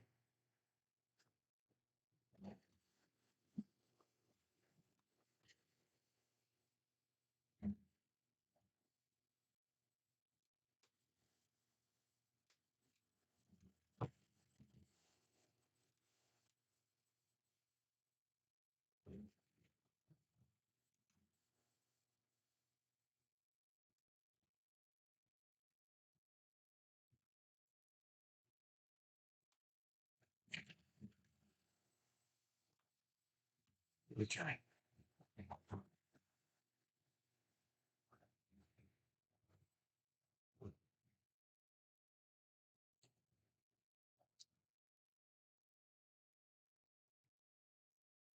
Okay. My leg is not happy. Not hurting, but it's getting juicy. I'm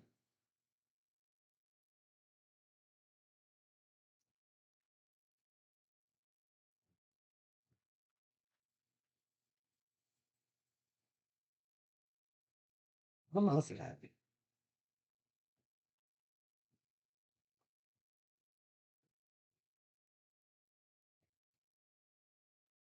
The hell am I looking at?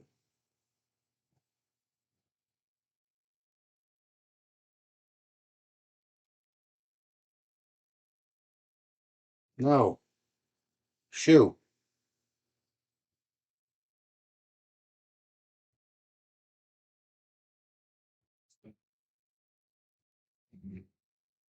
So I guess goes this way. Cable comes down that way. This goes on here.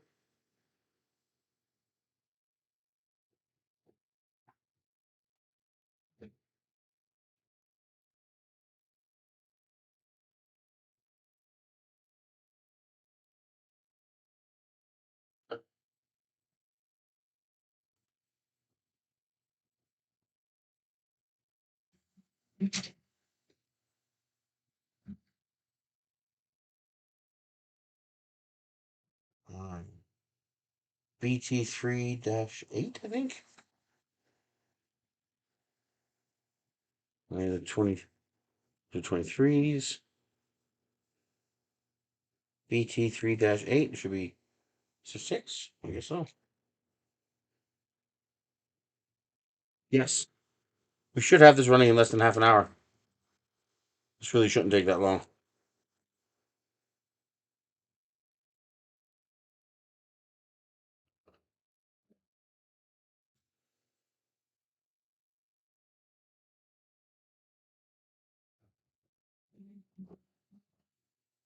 The printer is done. Now I'm just putting together the AMS.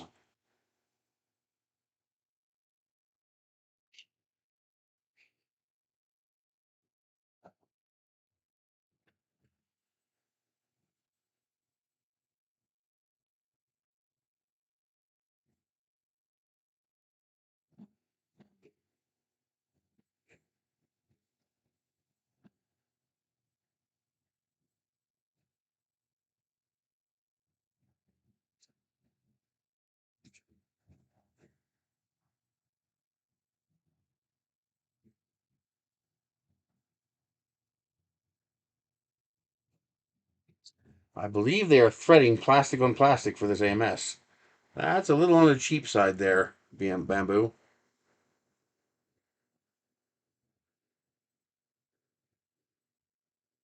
Why would you be so cheap on that? I could be wrong, but it feels like plastic and plastic. Like I'm threading into the plastic. Fuck is your problem?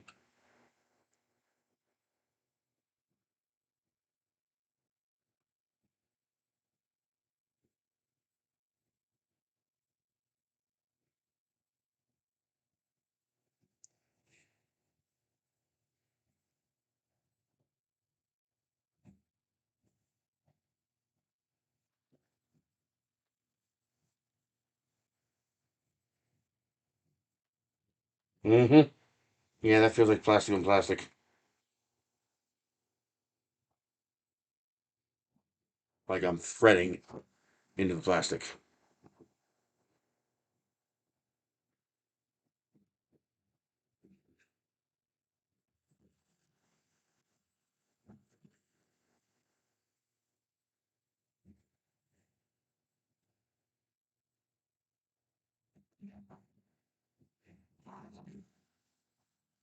Still a bitch.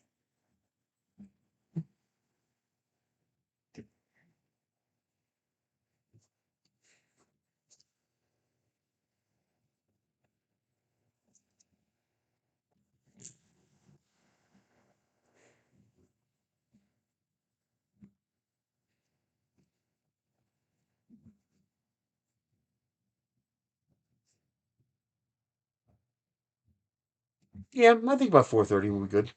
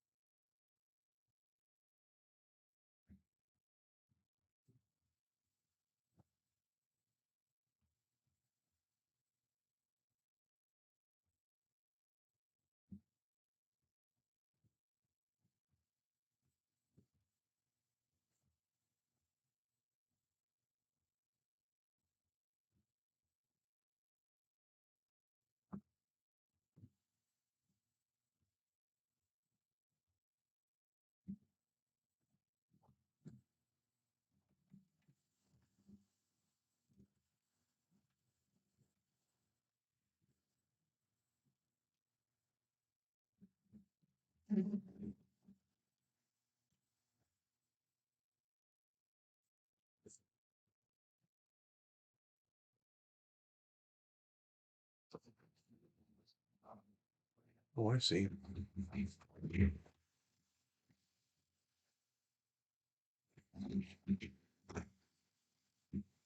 Ah, that's what it does.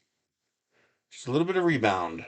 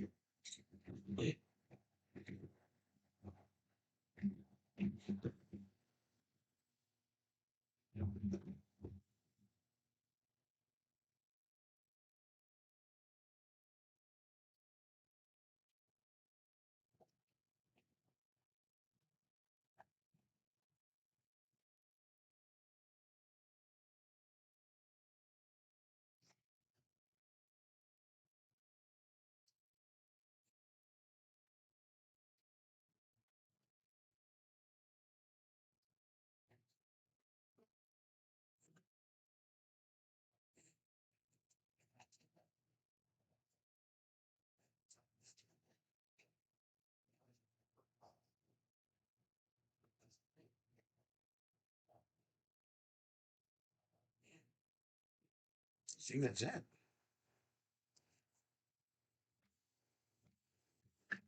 A lot of extra screws here. What's this? Oh, this is if you're only going to have. Yeah, this is if you're not going to have the AMS. Okay, that makes sense.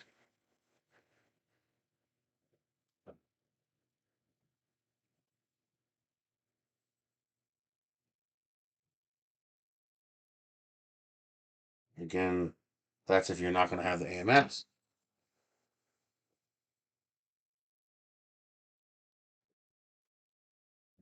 You know, it's too bad they didn't take the opportunity to put a dual splitter on that so that you could plug in the AMS and keep the original. So you can have a 5 spool setup.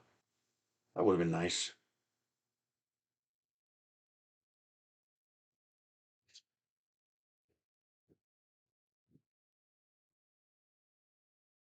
Okay, that's one.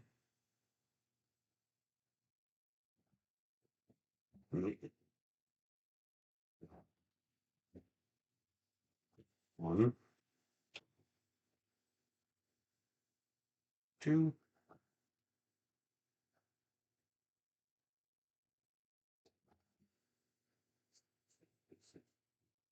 This is one.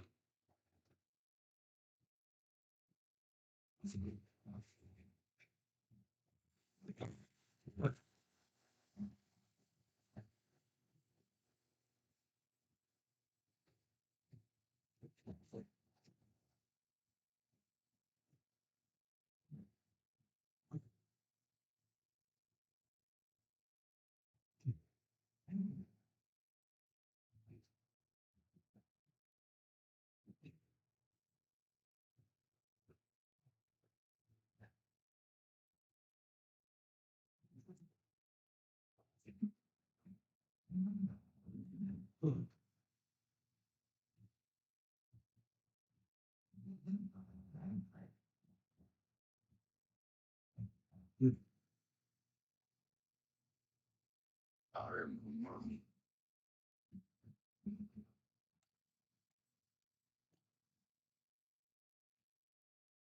you screw that up?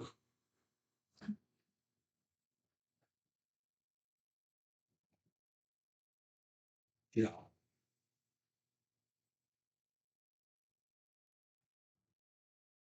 What the hell?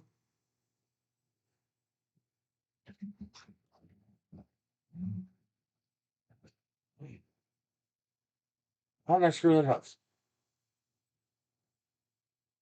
And I just pinched it. There we go. Good one. You, you,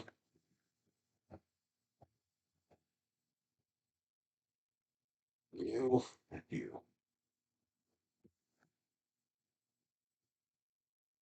Okay. Okay.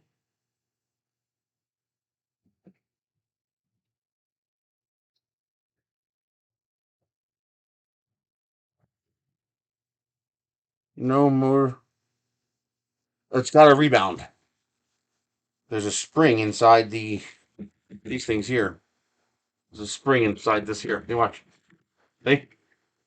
That handles your pullback. Pretty ingenious, actually.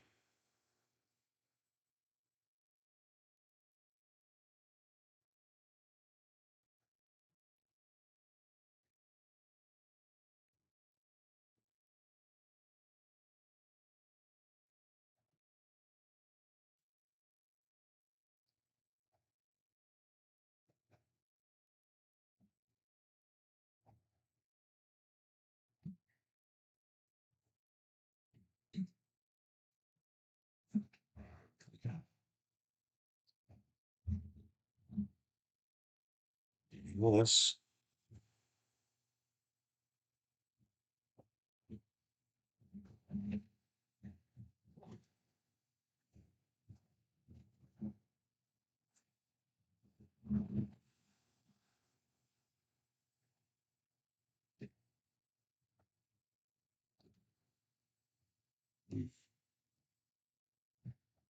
Okay.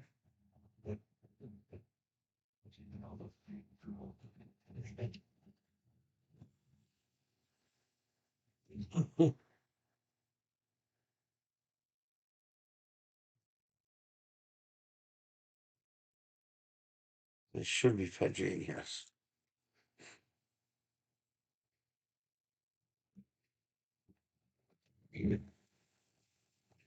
Oh, is that not going to fit?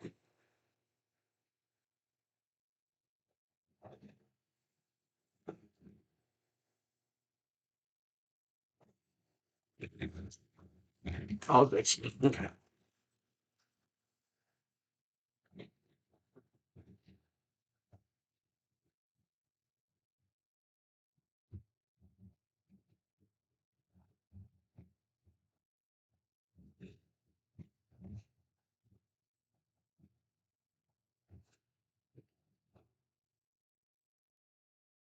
Shouldn't this pull automatically?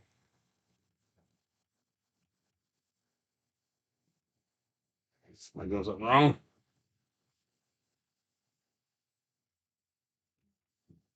Oh, there it goes.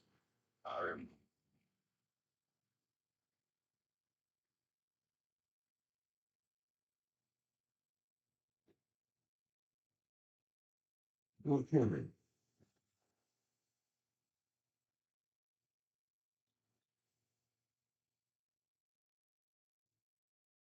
That's PLA.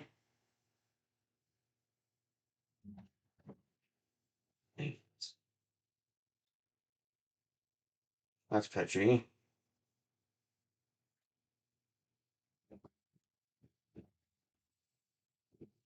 Yeah, those are so not going to stay on there.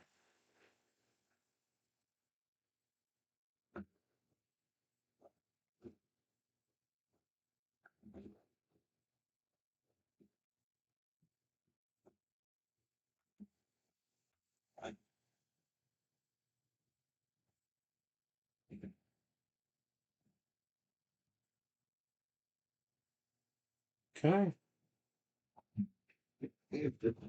I think that's PLA. Yep. That pink down there should be PETG. Nope, that's PLA. Yep. What about this purple? It's also PLA.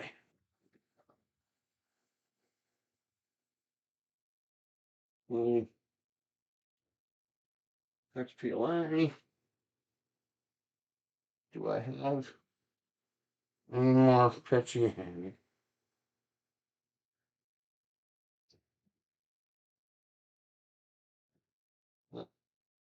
There's some plastic there.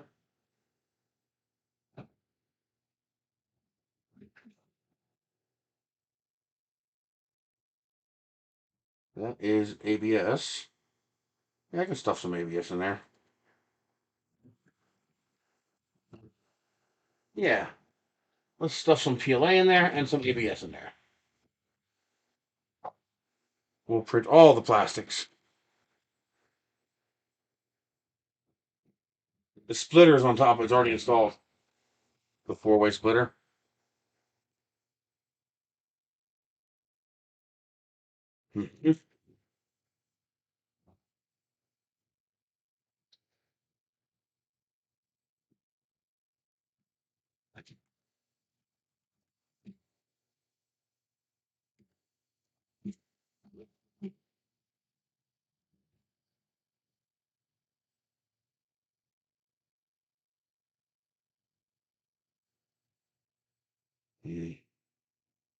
Great. It got pulled away at some point.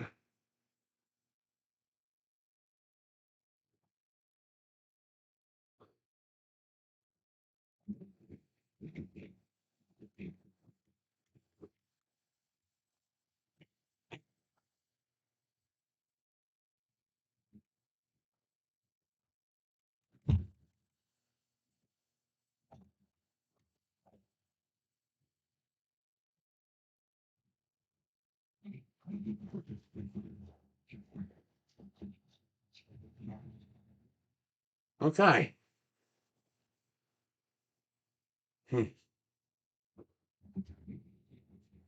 Oh, that so does not want to stay on there.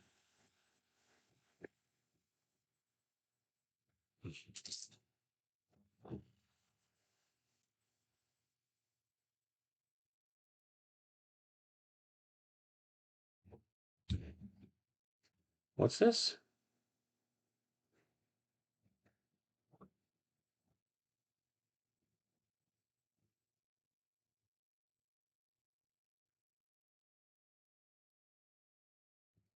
Y splitter? Oh, so you can manually feed TPU in there. I see. That's a good idea.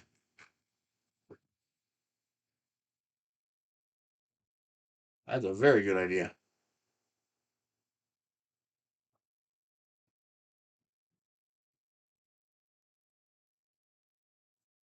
Okay. Where is the bed plate? Right here.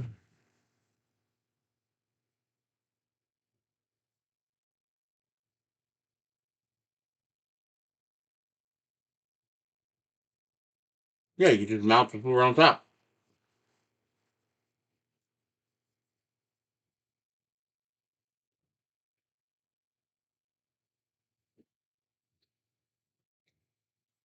Well, it's a double texture.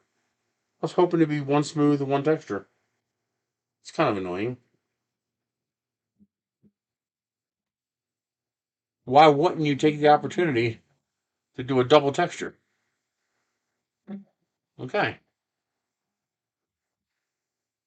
All right. I believe that's it. Get down! Oh, you pain in the ass. You bastard.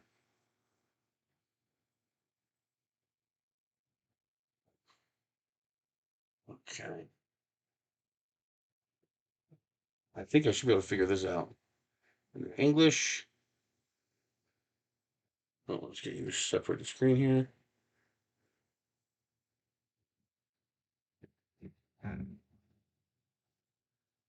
This spool does not like staying on here. Okay. There we go.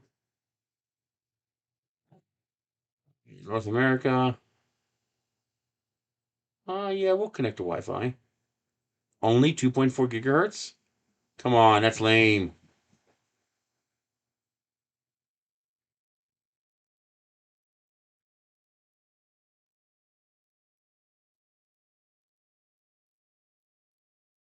I have a lot of IoT crap on my 2.4 gigahertz. That's not going to work very well.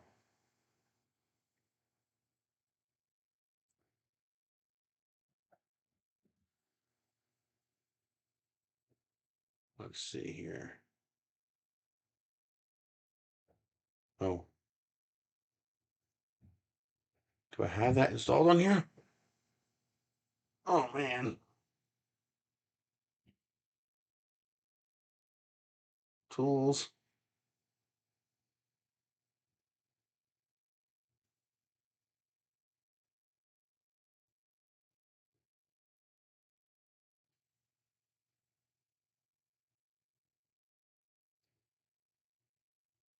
Nope, I did not.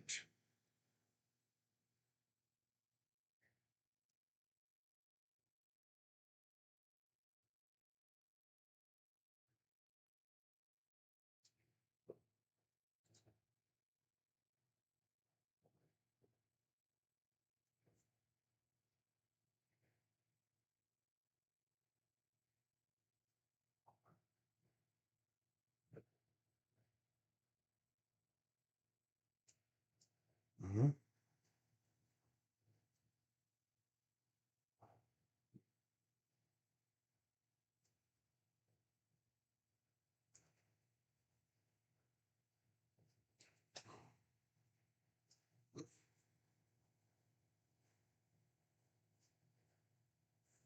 Yeah, yeah, yeah.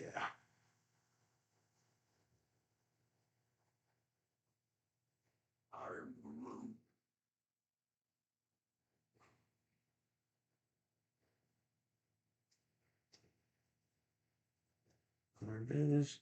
999482.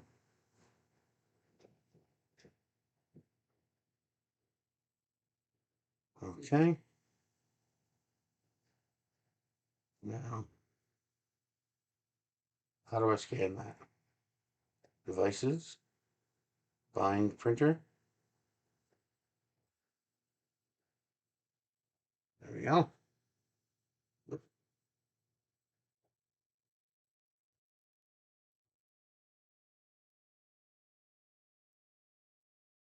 Okay. Name the printer. Bambu A1.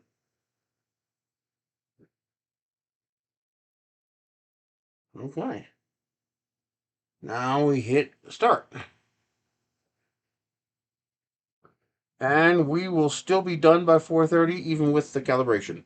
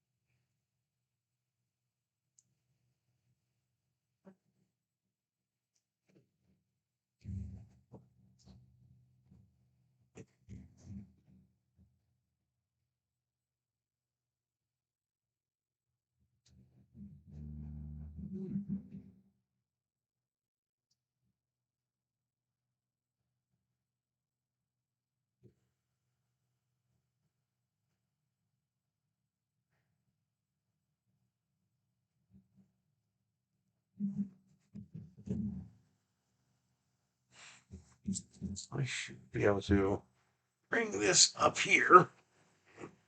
You guys can see some of what it's doing.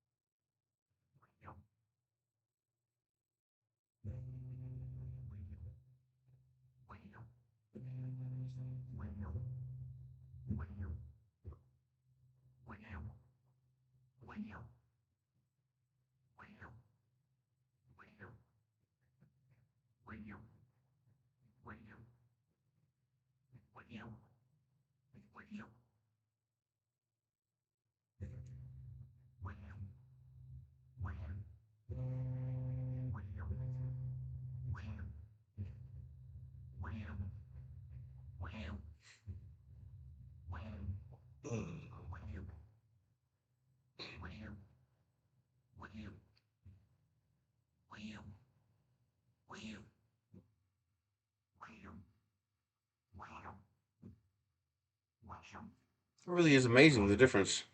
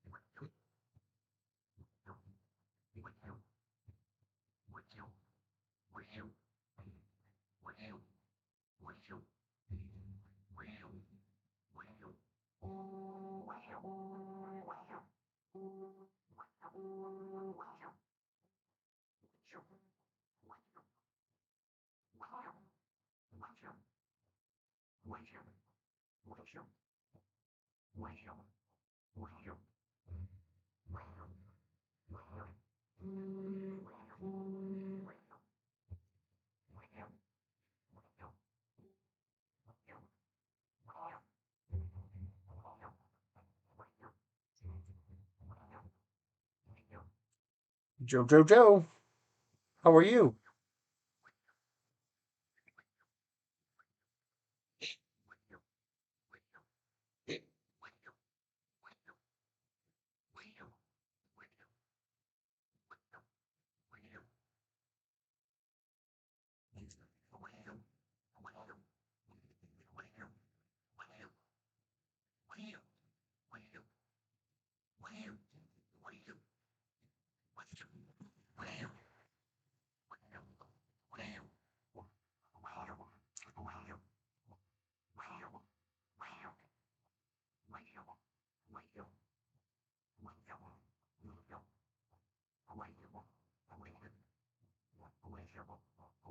Well, I forgot how nice this screen is.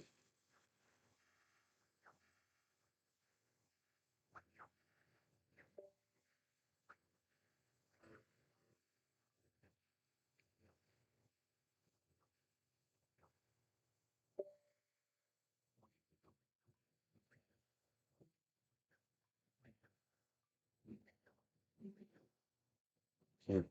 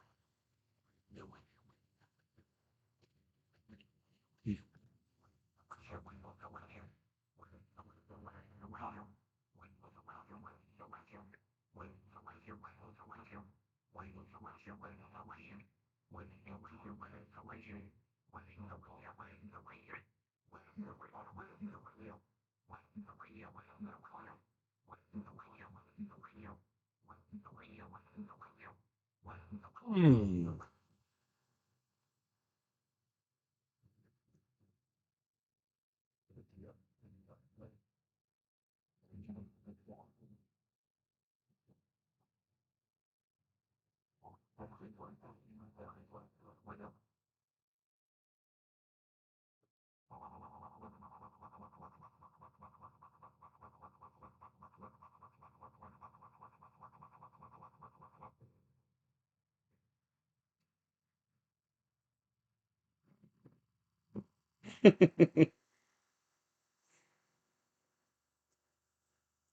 You know, I didn't know that these stepper motors could move that fast when it does the vibration compensation. I didn't know they were capable of that. Well, there's the resonance for my table, right around 40 hertz.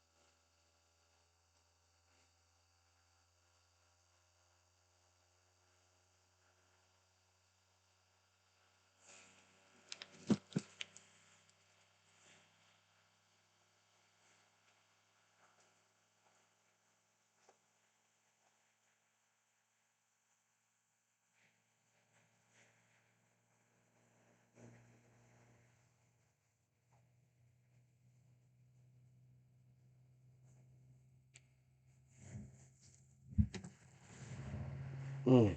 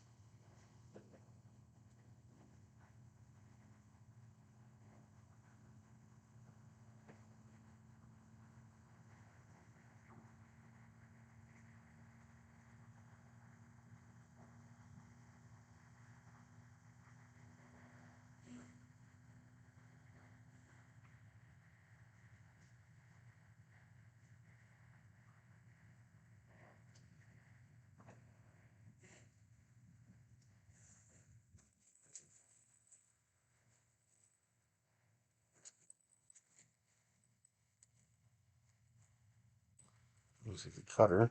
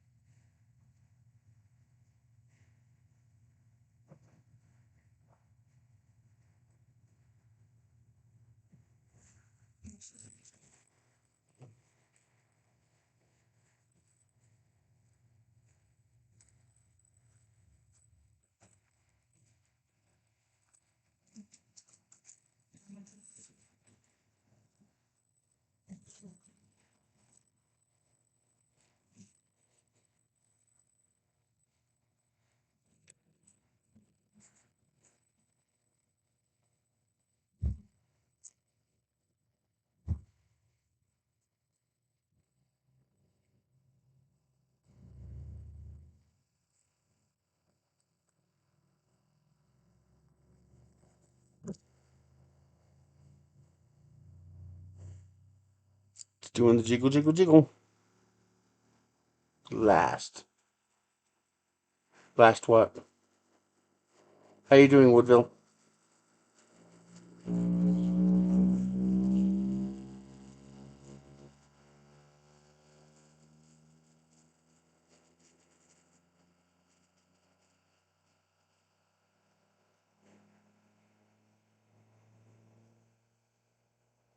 Oh,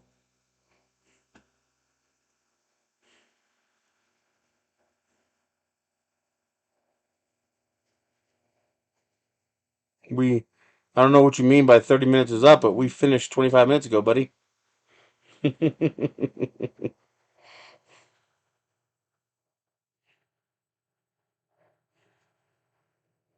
We finished about 4:07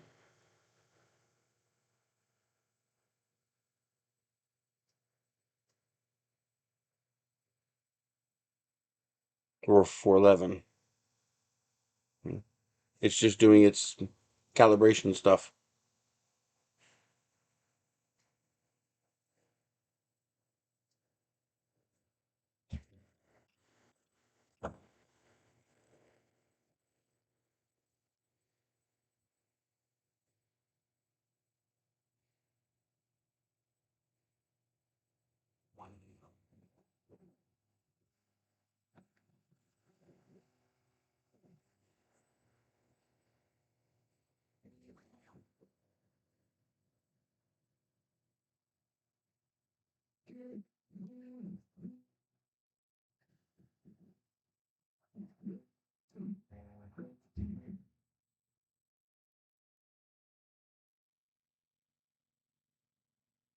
That's a hell of a fan.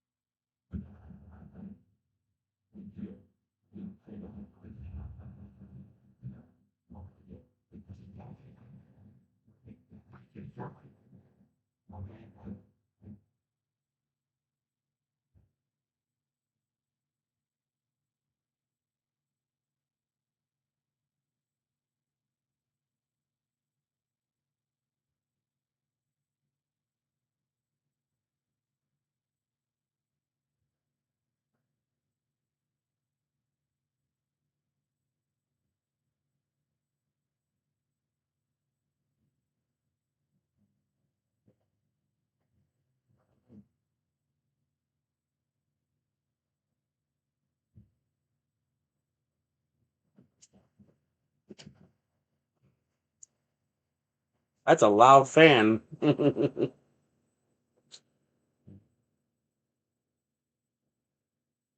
Pushing a lot of air, too.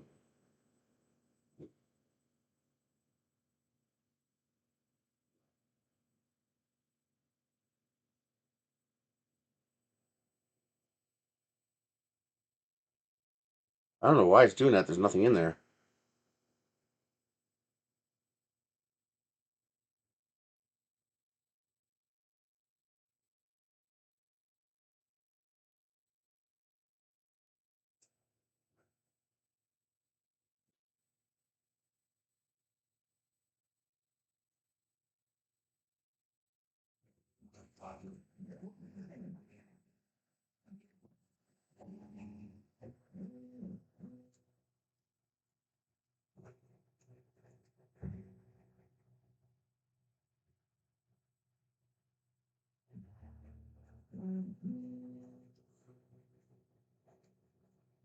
Now it's doing bed leveling.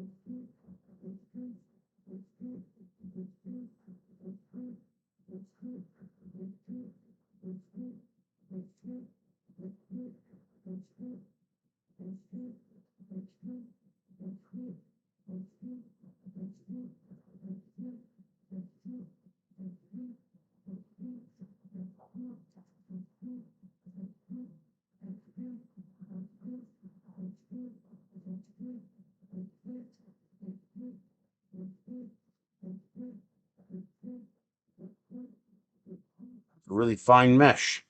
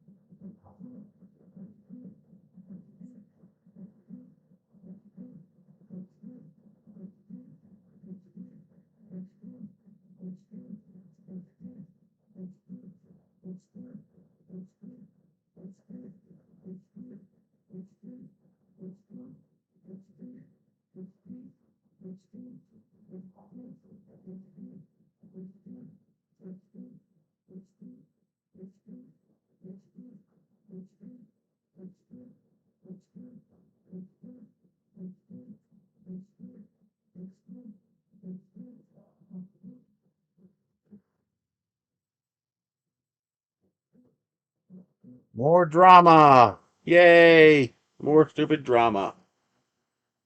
Now it's Polymaker and Chue. Seriously? You're going to talk to a Chinese company about the Second Amendment? Or are you a special kind of stupid?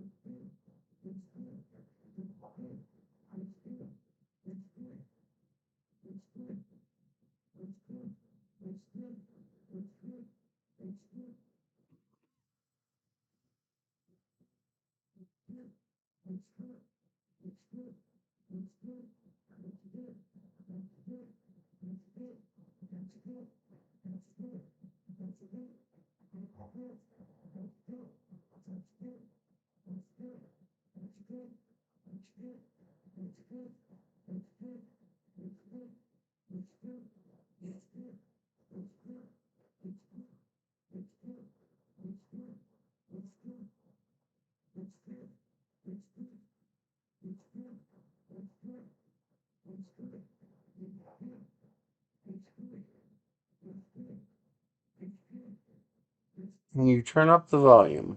It's about as loud as it goes. There you go. That's maxed.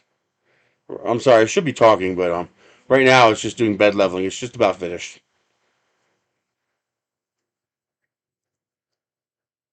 Sorry about that.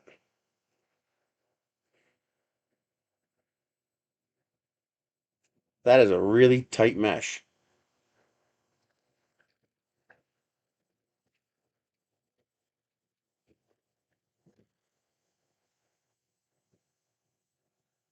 Yeah, I just wasn't talking.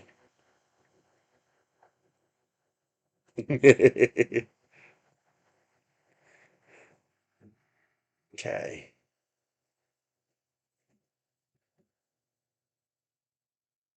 Calibration completed.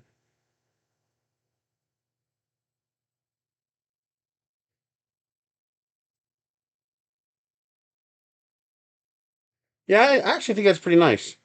Although the film is not as easy to insert as I thought.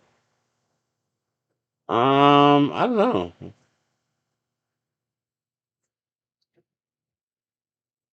You're all set.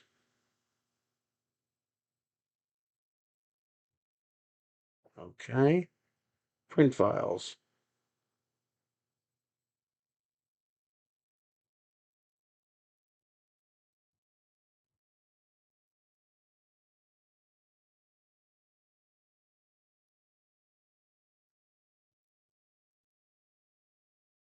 Sure.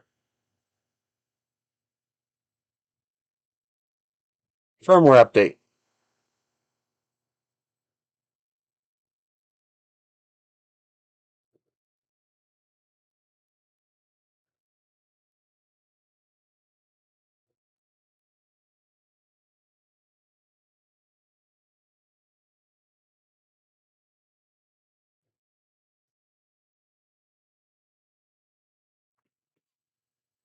Oh,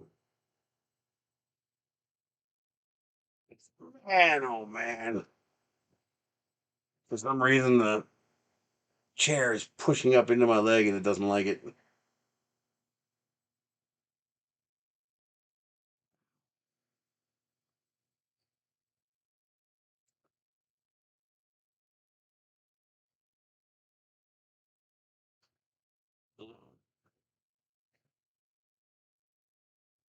Yeah, the it's a transition roll, so it transitions back and forth between light pink and dark pink. It's nice.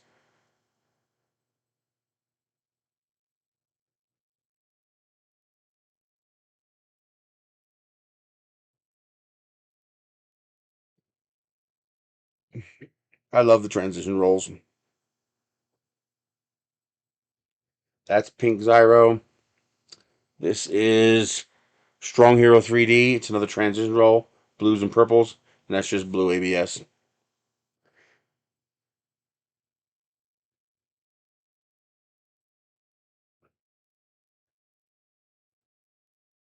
My concern is when it gets down and increases angle for brittle filaments.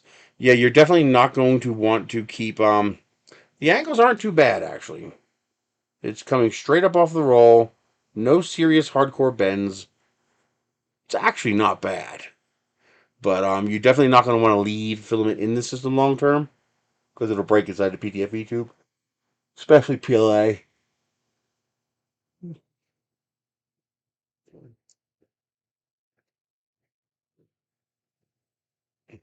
Although it depends on whether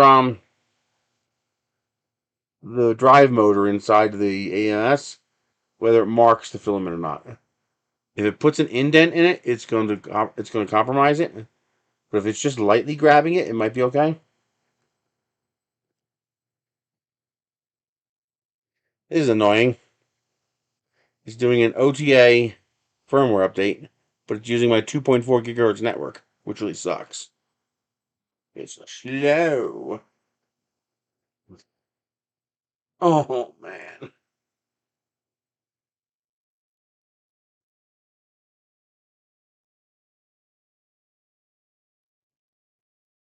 Come on, you punk. I want to print something.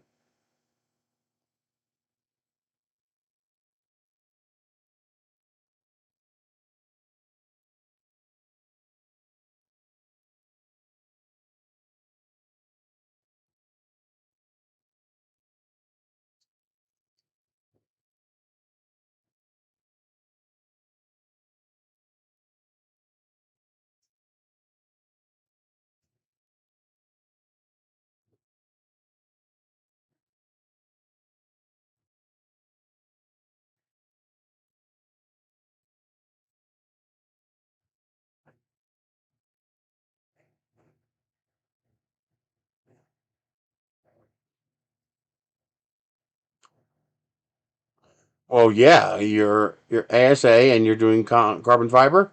Yeah, that's going to be a little brittle.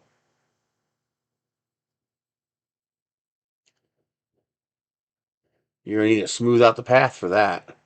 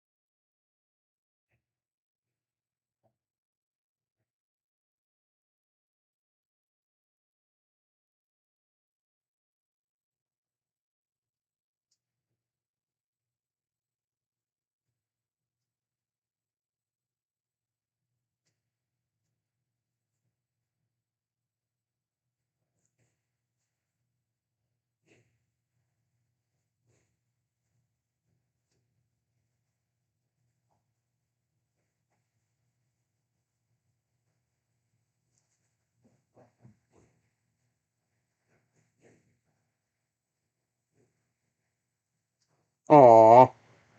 Someone made the Grogu bite me earrings.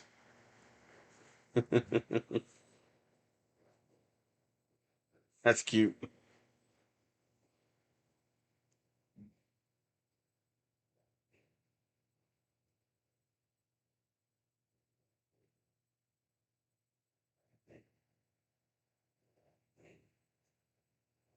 Ooh.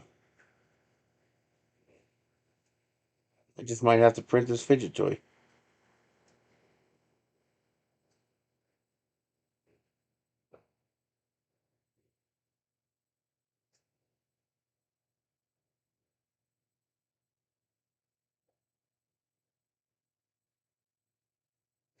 Hmm.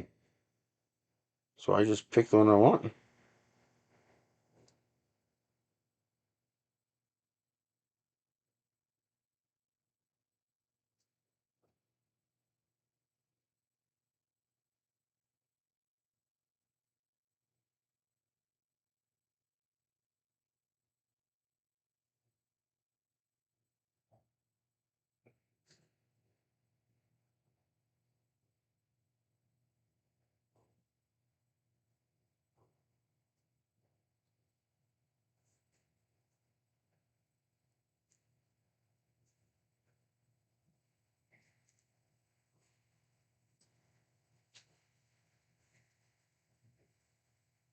Ah, okay.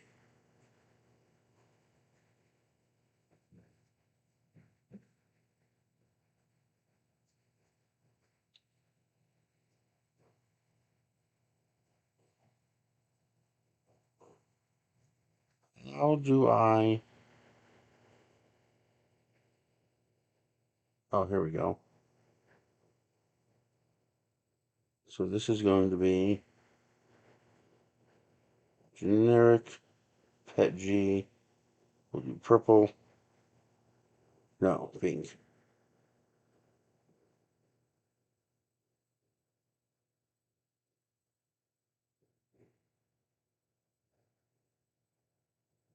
Generic pet G. Purple.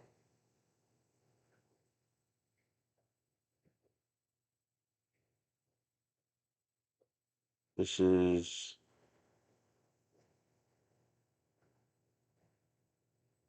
3 is ABS.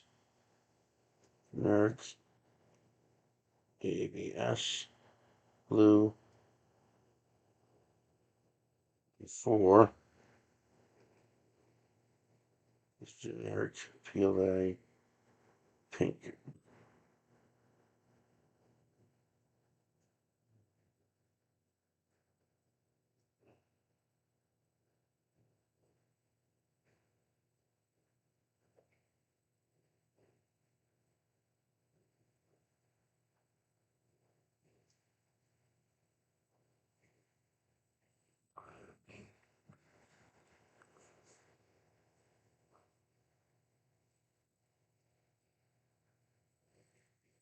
The firmware update's stuck at 36%. That's not good. A lot of the times, interrupting firmware updates is really bad juju.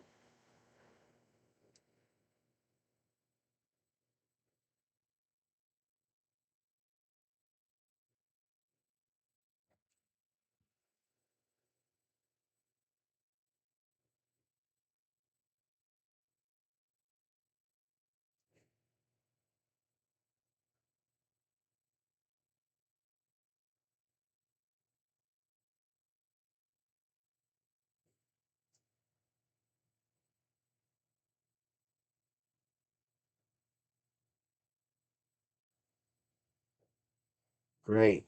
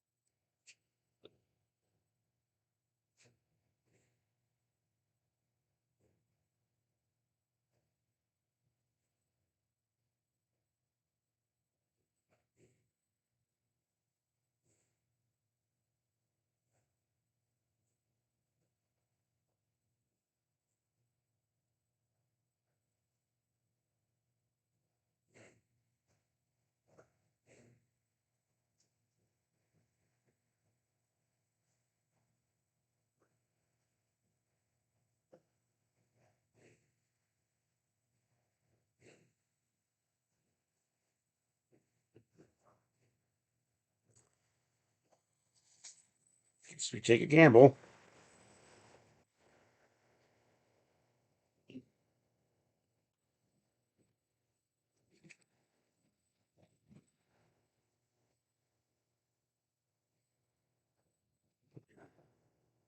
All right, didn't kill it. Let's try printing something. Close.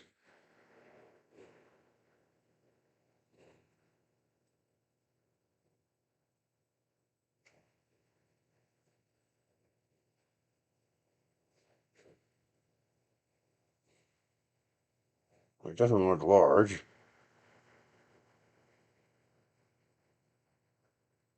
I guess we'll do PLA.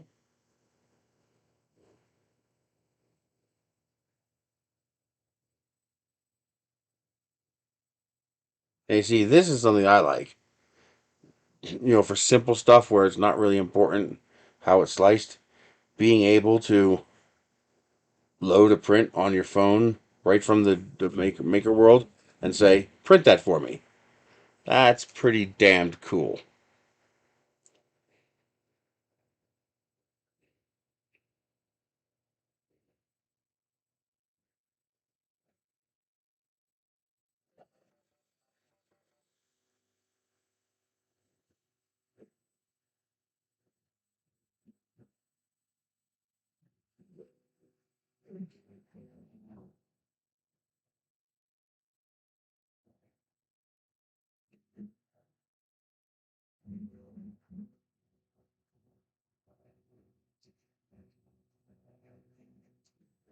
Is it intelligent enough to know that we haven't loaded any filament yet?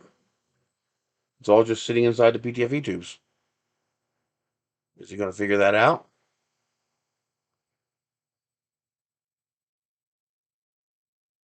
No, Roadrunner's next week. Roadrunner's every other week.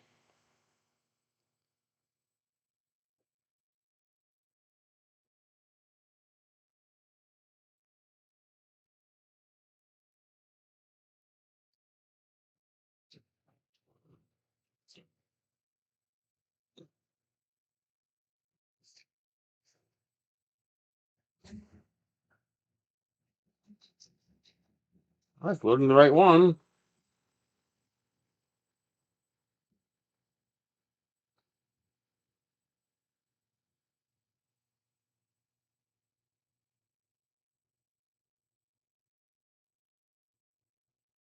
Yes, I better print a purge bucket too, huh?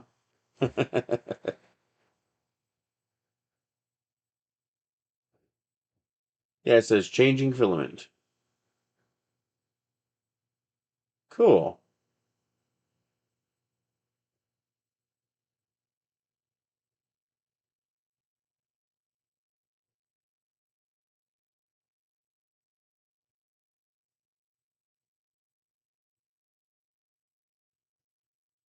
Oh yeah, it's coming out.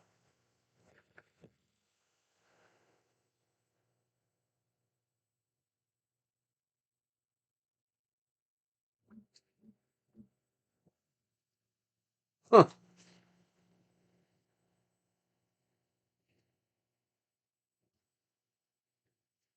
First little bit of poop. My first printer poop.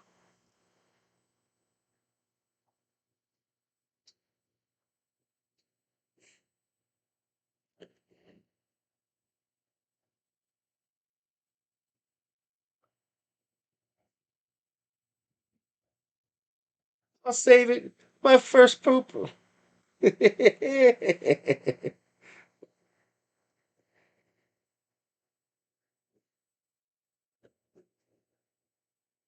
a big poop right there.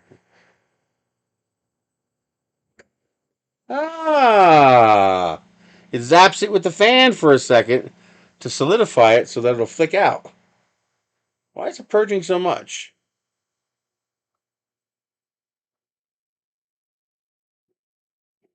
Oh, dynamic flow calibration.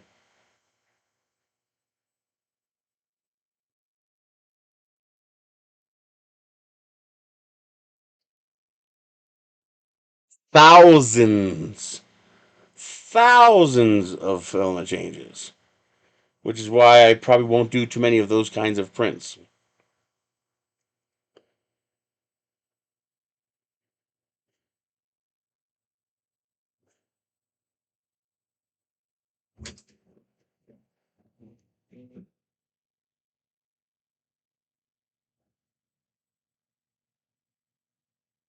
The fuck?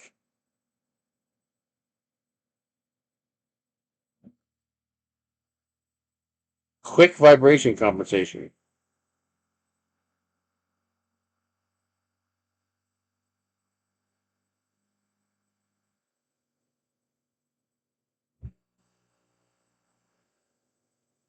I'm gonna save all my poop, and I'm gonna make a resin mold, and or just a Voronoi 3D print.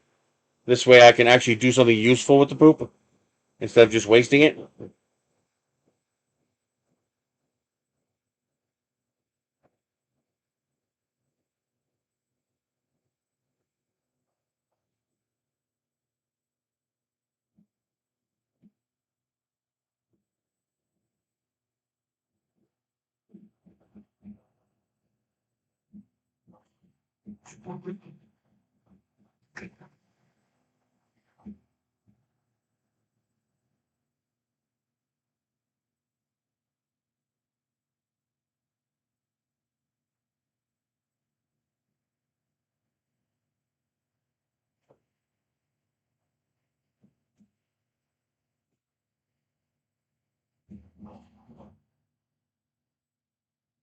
Man, do not get your fingers in the way of that thing.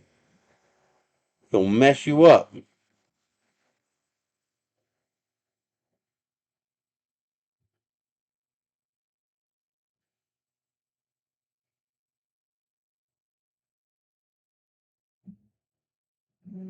better not do that full-on bed leveling,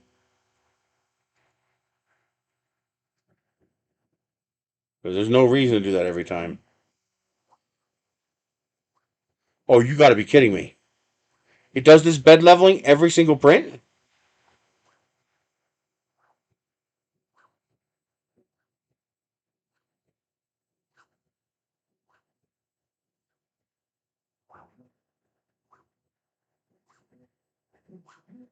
Yeah, definitely disable that.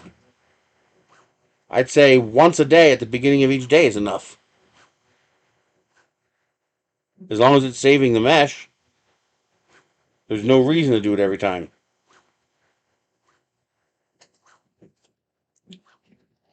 Unless it does just the quick one that it's doing now. If it does just a quick one, that's not so bad. But that full on, whatever gazillion number it did, no. I have a life. Not much of one, but it's mine. Yeah, that's not so bad. That's not. I thought it was going to do the full on. That's not so bad.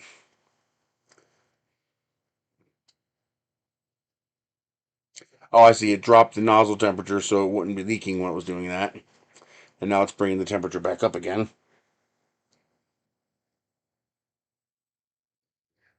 Mm.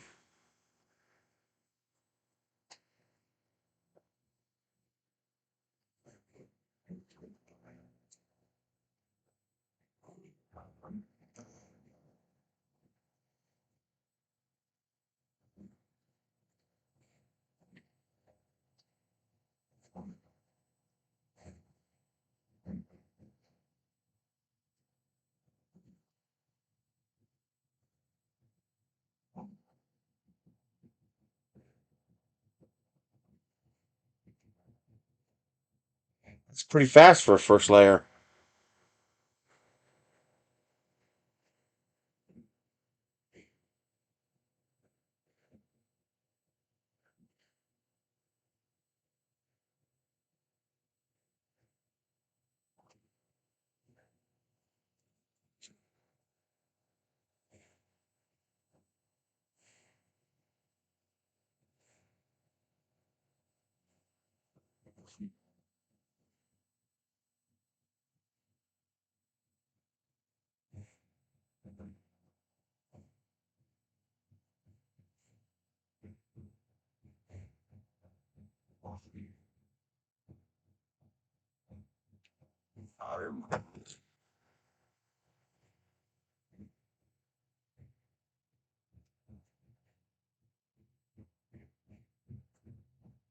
Wow.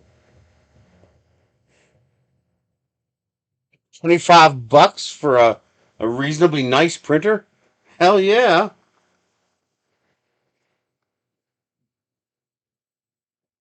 That's a steal, dude. Buy the AMS Lite and you're still ahead of the game.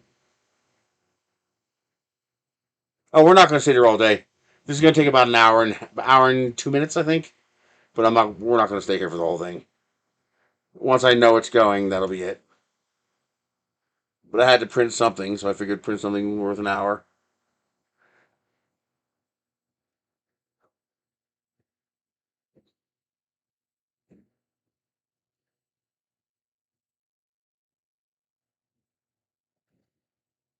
I mean, so far it's sticking.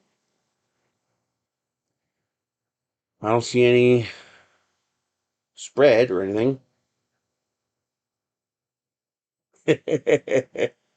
This is the first layer. I imagine it's going to go faster.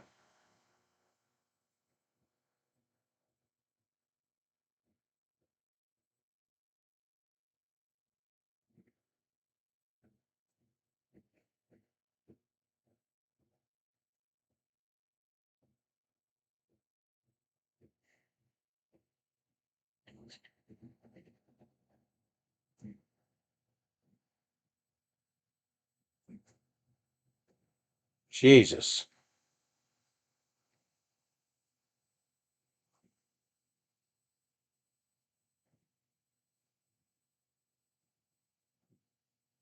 There you go.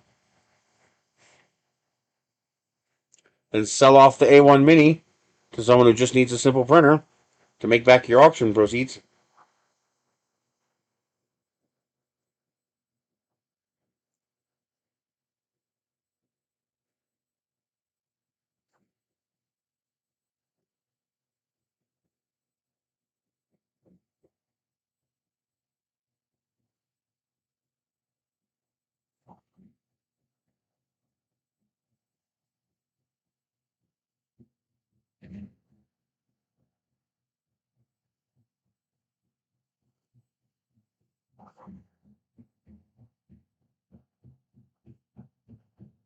Has anybody found a 1 millimeter nozzle for this?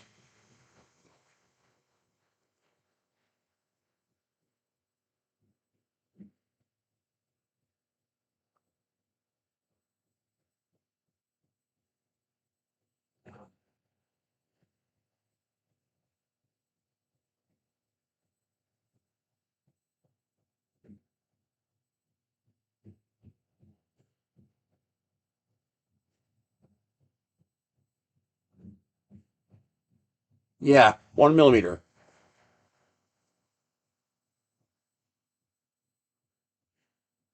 For some reason, the biggest I've found so far is 0.8 millimeter, and I really want a 1 millimeter.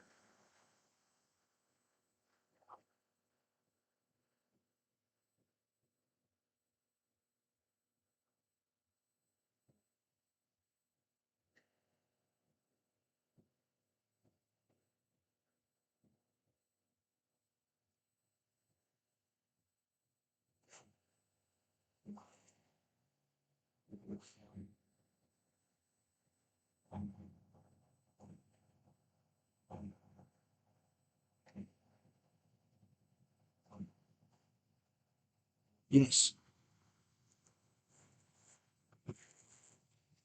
I've printed up to um I think um I think my biggest was a 2.5 millimeter nozzle with 1.75. Yes, it does work. No, it does not work very well. Not because of the size of the hole, but because of the inability of the hot end to produce enough heat. Need a volcano for that or a CHT. But I regularly do 1.2 millimeter nozzles, no problem. But for this, I need a 1 millimeter.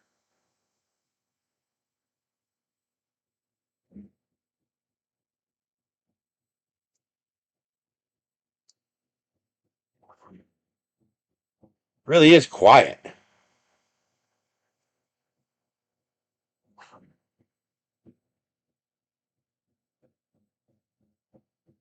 Normally, I'd hate the fact that it's running across the print instead of staying outside the boundary.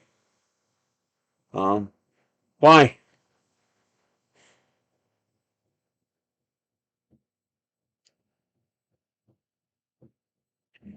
When you're printing outdoor prints or prints that just, they're simple, they're not complex, you just need them to be strong. A 1 millimeter nozzle makes it strong and it also prints fast.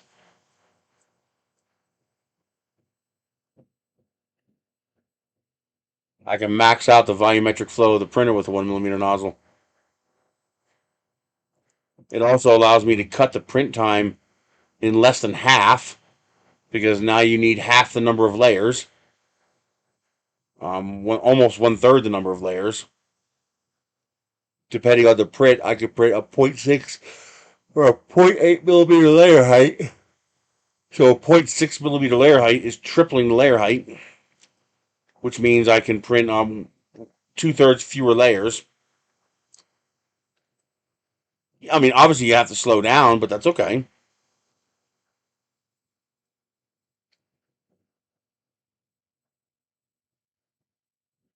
This would print in 30 minutes with a 1 millimeter nozzle.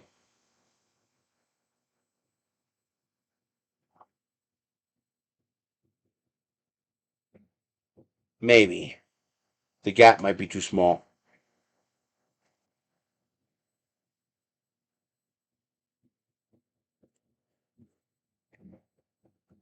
The only reason you use a point 0.4 nozzle is for fine detail. Yes, you are. Oh, faces? Nah. No, no, no, no. Yeah, I definitely want to do a Totoro. The, did you say faces or fast?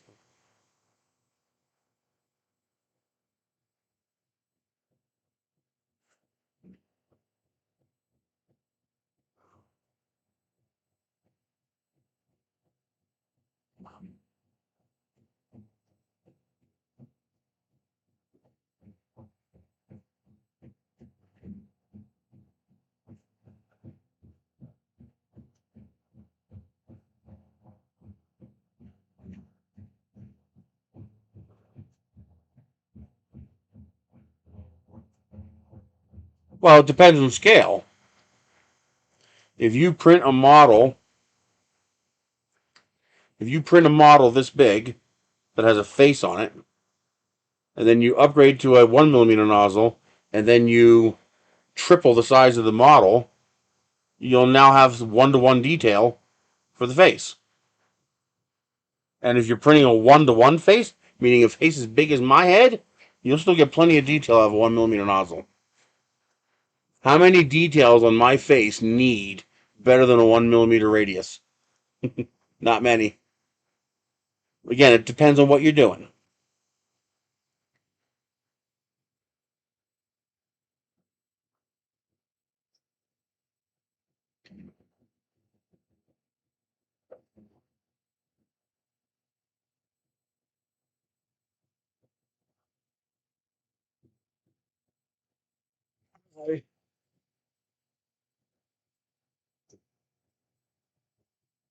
The bigger you print it, the easier it is to get away with a 1 millimeter nozzle.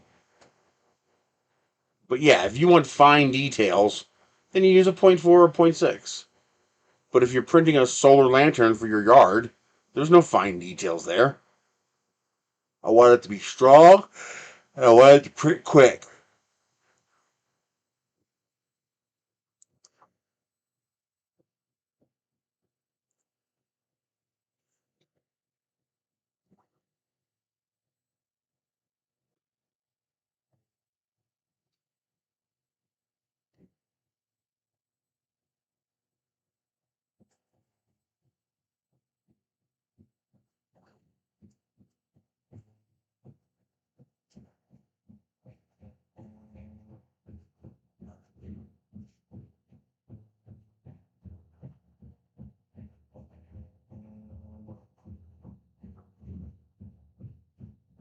It's pretty clean so far. Like, really clean.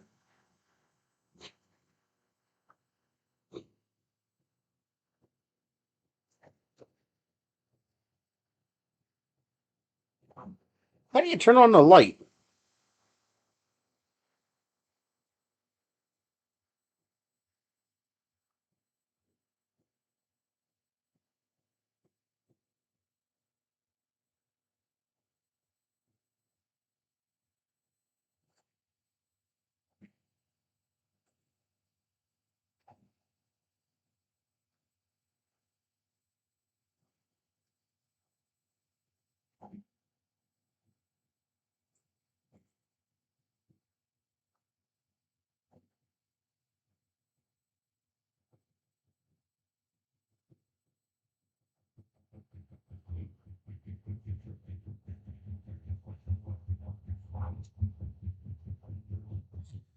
There's a light bulb right there.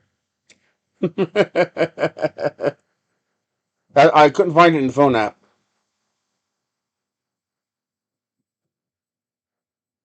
Oh, if you click View All, then you can activate it. Okay.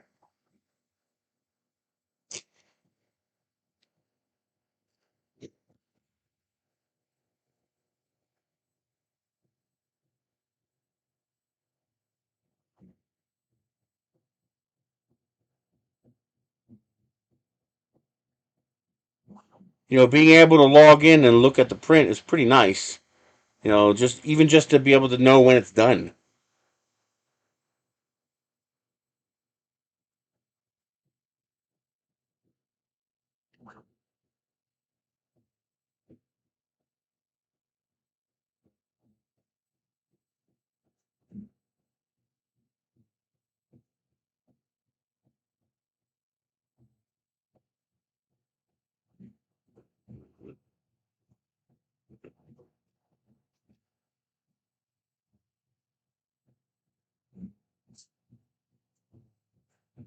Hmm.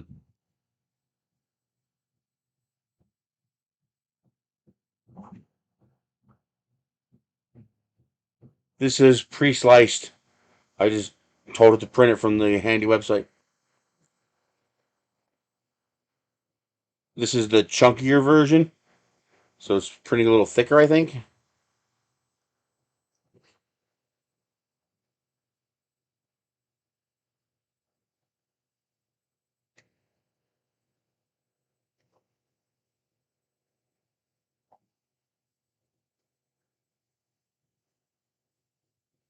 First print, I don't want to mess it up.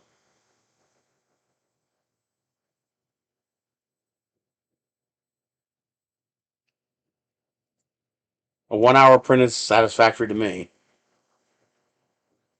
And I want the first print to be a success. So I'm just going to leave it alone. Kind of annoyed there's no infill in the handle. It's going to make that handle pretty weak.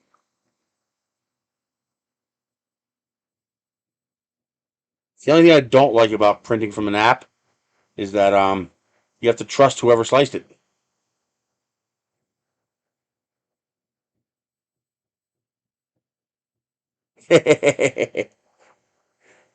Screw that.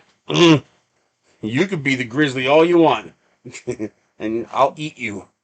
Because I'm the fucking polar bear, bitch. We'll eat the grizzly for dinner. I wonder who would win that polar bear versus grizzly bear. Maybe the grizzly bear is stronger. Polar bear versus grizzly bear.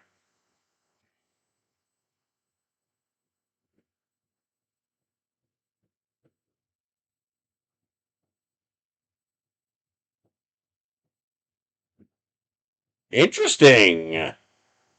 Polar bears have a significant size and weight advantage, but grizzlies possess superior fighting experience, longer claws, better stamina.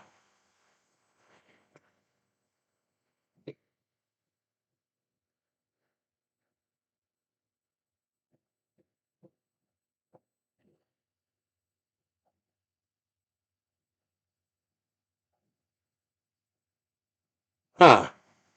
So it's a toss-up. The polar bear is stronger and bigger by a lot. This is that fidget toy star thing that has a handle on it, and you can move it around and tweak the shapes and stuff.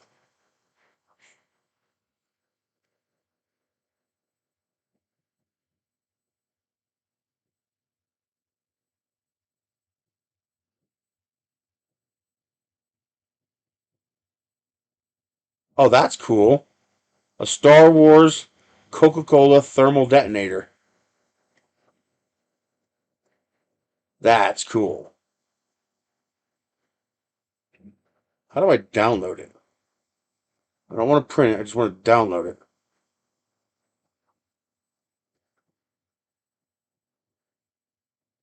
Mm.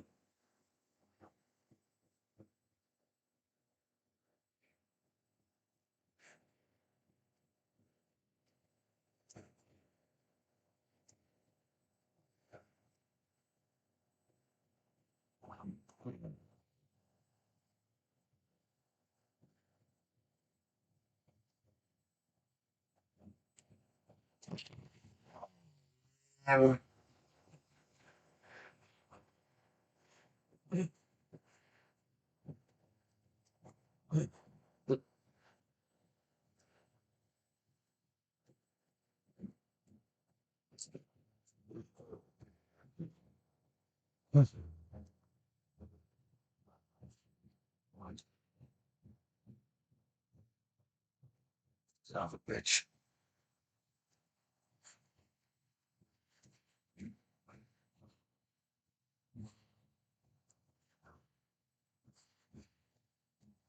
Nice.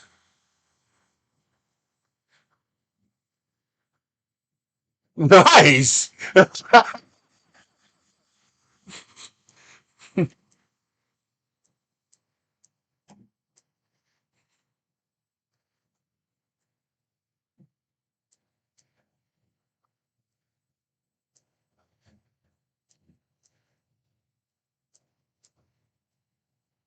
If my income improves at some point, I might grab myself a Cobra X combo, um, just so I can have a 7-color printer for printing out the different 7-color, the different more than 4-color things I like to print. Like my inserts for the lanterns, maker coins, stuff like that. It'd be perfect for that because that flat stuff like that's very easy to design to reduce waste. I'm wondering um, how hard it would be since it's just G code. I'm wondering how hard it would be to program a profile in Simplify 3D for the Bambu because for certain types of prints that I do, there's tricks I can use to reduce the poop waste to almost nothing. Like I think I could do my the like the inserts that I want to make for my lanterns. I think I could do those with like 5 of those, and that's it. One purge per color. No purge tower. I think I can get away with that. Well, there's other tricks though. For example, how do I describe? Well, I guess the easiest to show you.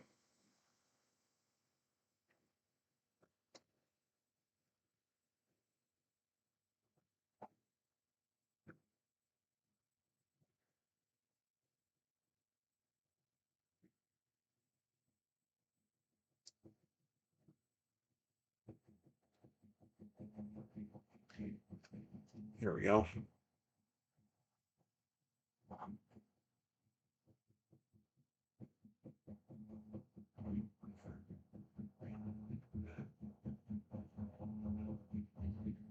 So for example, here is the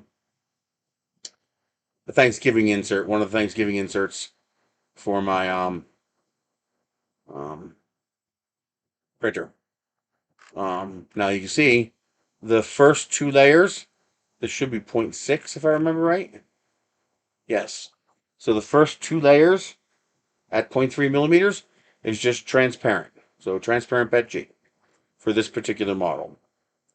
Now that is the entire bottom of the model. So that's just one color. Then we do a purge and we print the black. Now the black I could probably get away with no purge at all. Just switch and print. What I got to figure out is how much a single purge weighs. And then see how much plastic this weighs. So this here is a single layer. Where is my, there it is. So to print just that, how much plastic is that? If it gets through the purge on the first layer, then the second layer takes care of it. You won't see it if there's any kind of inconsistency in color, because it'll be hidden under the first layer, under the second layer, especially because this is black. And what I would do is normally in the Bambu slicer, this would be um, print layer, change color, print layer, change color, print layer, change color, print layer, change color, print layer, change color, print layer, change color, print layer. What I would do instead, however, is print layer, change color, print layer, and this as well. And then change color, print layer. See, print two layers for each color change. Enable Z-hop to reduce collisions, and that would allow you to eliminate 50% of the color changes. Because right now, this here is, if we ignore the transparent and do that manually, you have 1, 2, 3, 4, 5, 6. I have 6 colors here, I think. Yeah. This is the same. I think this is the same orange. Yeah. I made that all the same orange to reduce the number of colors. I could do 7 if I really wanted to.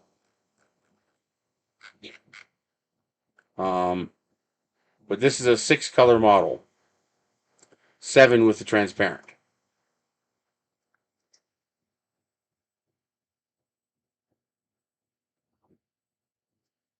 Well, if I use Simplify 3D, I just don't use the color change protocol. I use part of it. I cut and then resume printing with the new color. Um,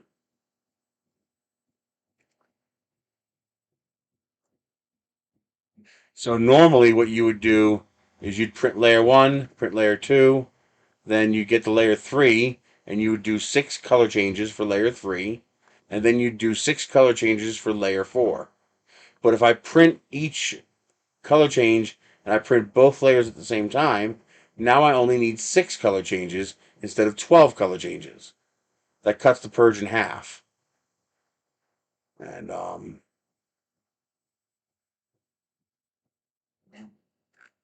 especially if you then also print multiple of these, which amortizes the purge over multiple models.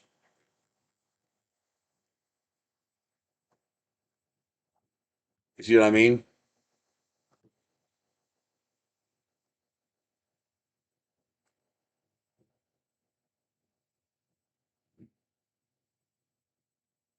And of course, it's even simpler for simpler ones like this, where you don't have as many color changes.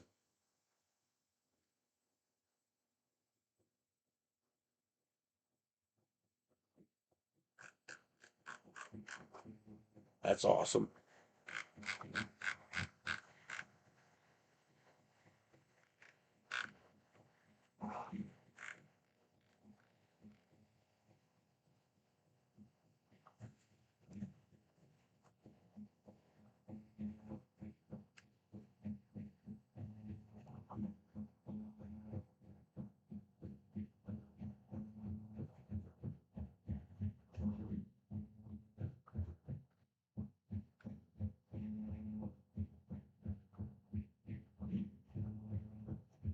I get this printed too.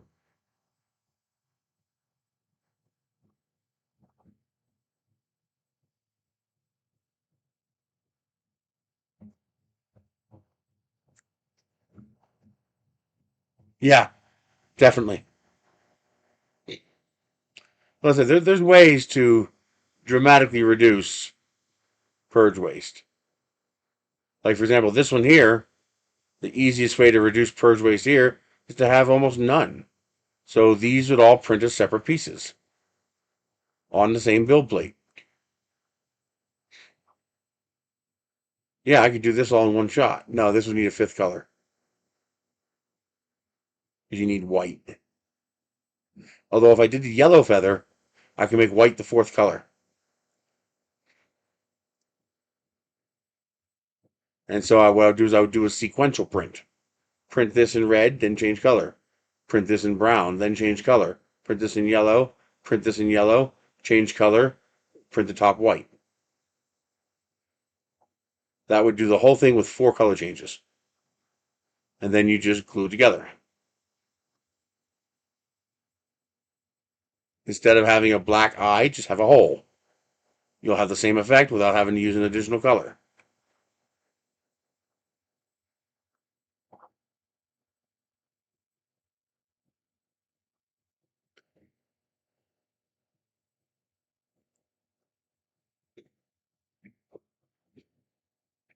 See, I don't care if I have to assemble it, and I don't care if I have to do some muckety-muck in the slicer. For me, the advantage of a multicolor printer is not having to manually switch to colors, not having to have the printer pause, wait for you to switch a color, then resume and hope you don't screw it up. Having it be able to do it for me, where it could take care of changing the colors for me, that'd be really nice.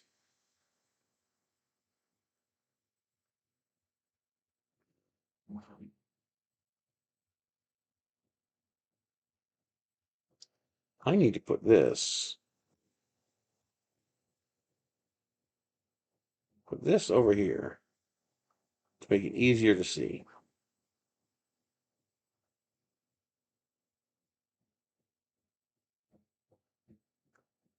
There we go.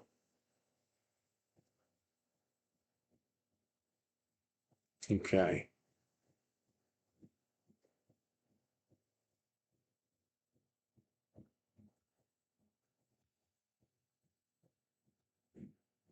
I really need to get this going.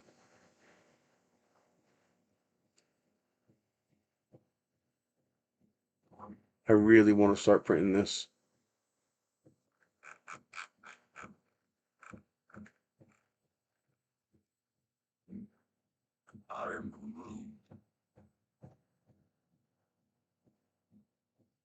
I thought I took care of all the colors. I did. Yeah. Got all the holes. That's right. The holes are just underneath the letters. There it is. This thing's going to be huge. I want to print this so bad. How big is this going to be? 2 meters tall.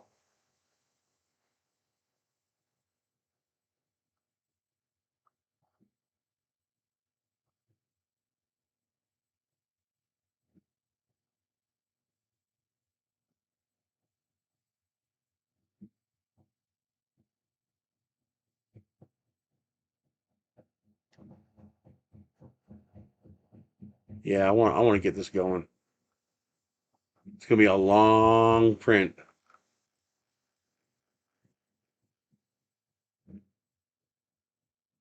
That's a lot of pieces. I figure it's going to come to 7 kilograms. It's going to cost $50 plus the electronics.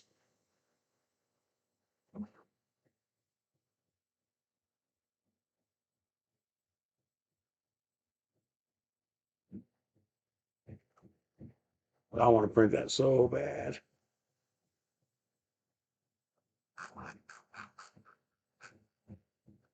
That's right. I designed this to not need support. It's by having a gap back here. That's right.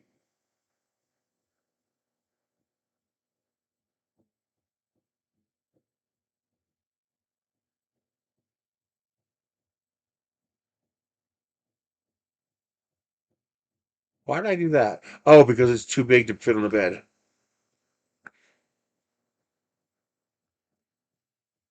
Yeah, 790 by 400. Way too big. So you had to split it in half. 390 by 390.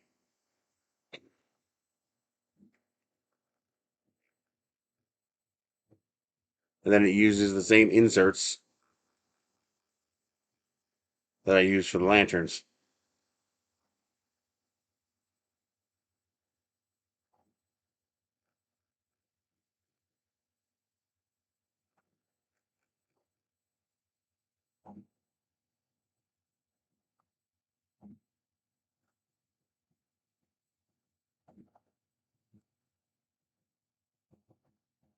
I still need to finish Nutcracker.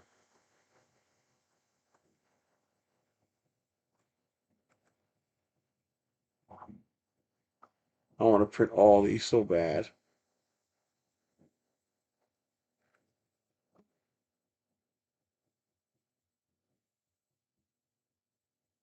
I gotta get this done too.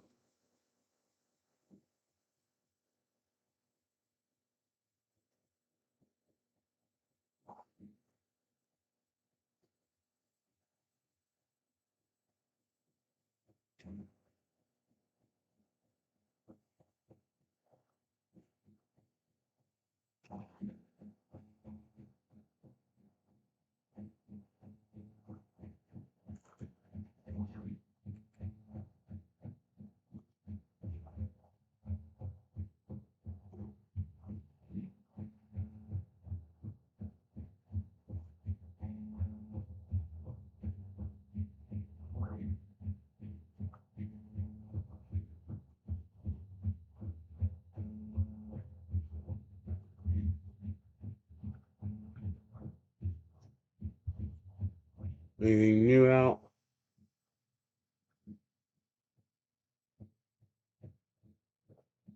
Ooh. This was great, by the way. Hoppers. That was so good.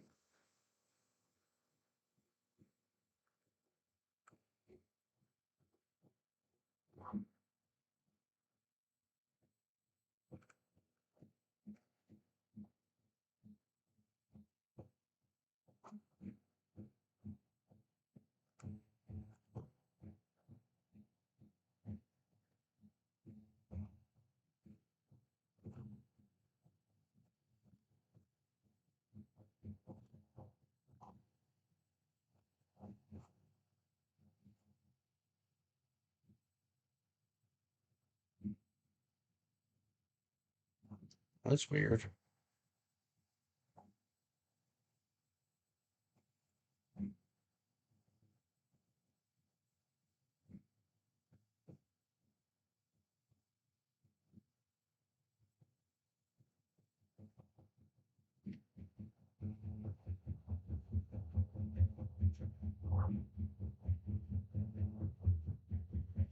Well, the whole point of the poop is to get rid of the old color.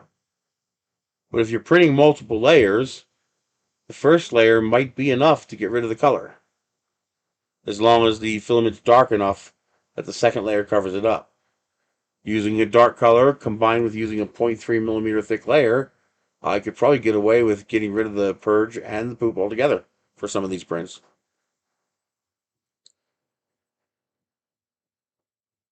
What I got to figure out is how much poop is it for one color change. Worst case scenario, black to white. And then as long as my layers are more grams than that, then I shouldn't need to poop at all. Cut, switch color.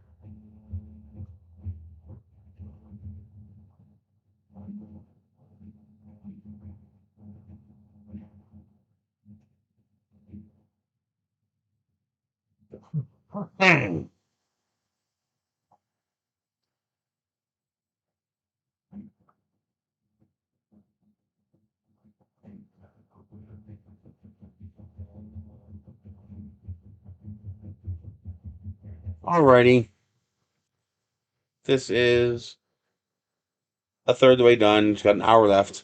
I'm going to call it for tonight. I will post a picture to Discord of what this looks like when it's done. And we'll go from there. We'll see what happens. I'll have to start digging through my colors to find the appropriate colors I need for doing these multicolor prints.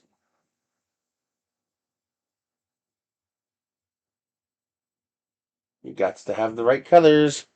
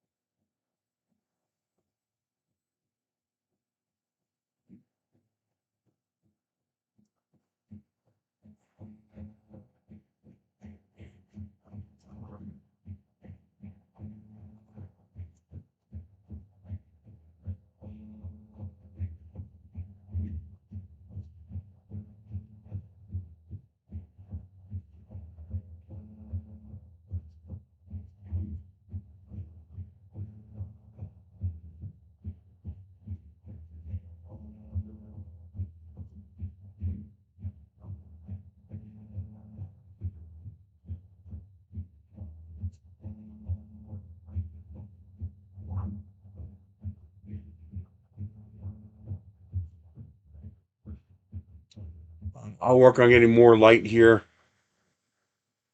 I have two more lamps, but they didn't want to turn on. They probably both go to that UPS that's not working. But I'll get more light, and I'll get my little strip light right here to light up here. And I'll work on getting my look down camera set up again, straight up there, looking straight down. Go from there. What is it doing?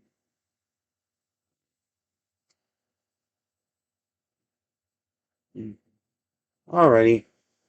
You guys have a great night. And once again, Micro007, thank you very much for helping me get this printer. So hopefully I'll make good use of it. You guys have a great night.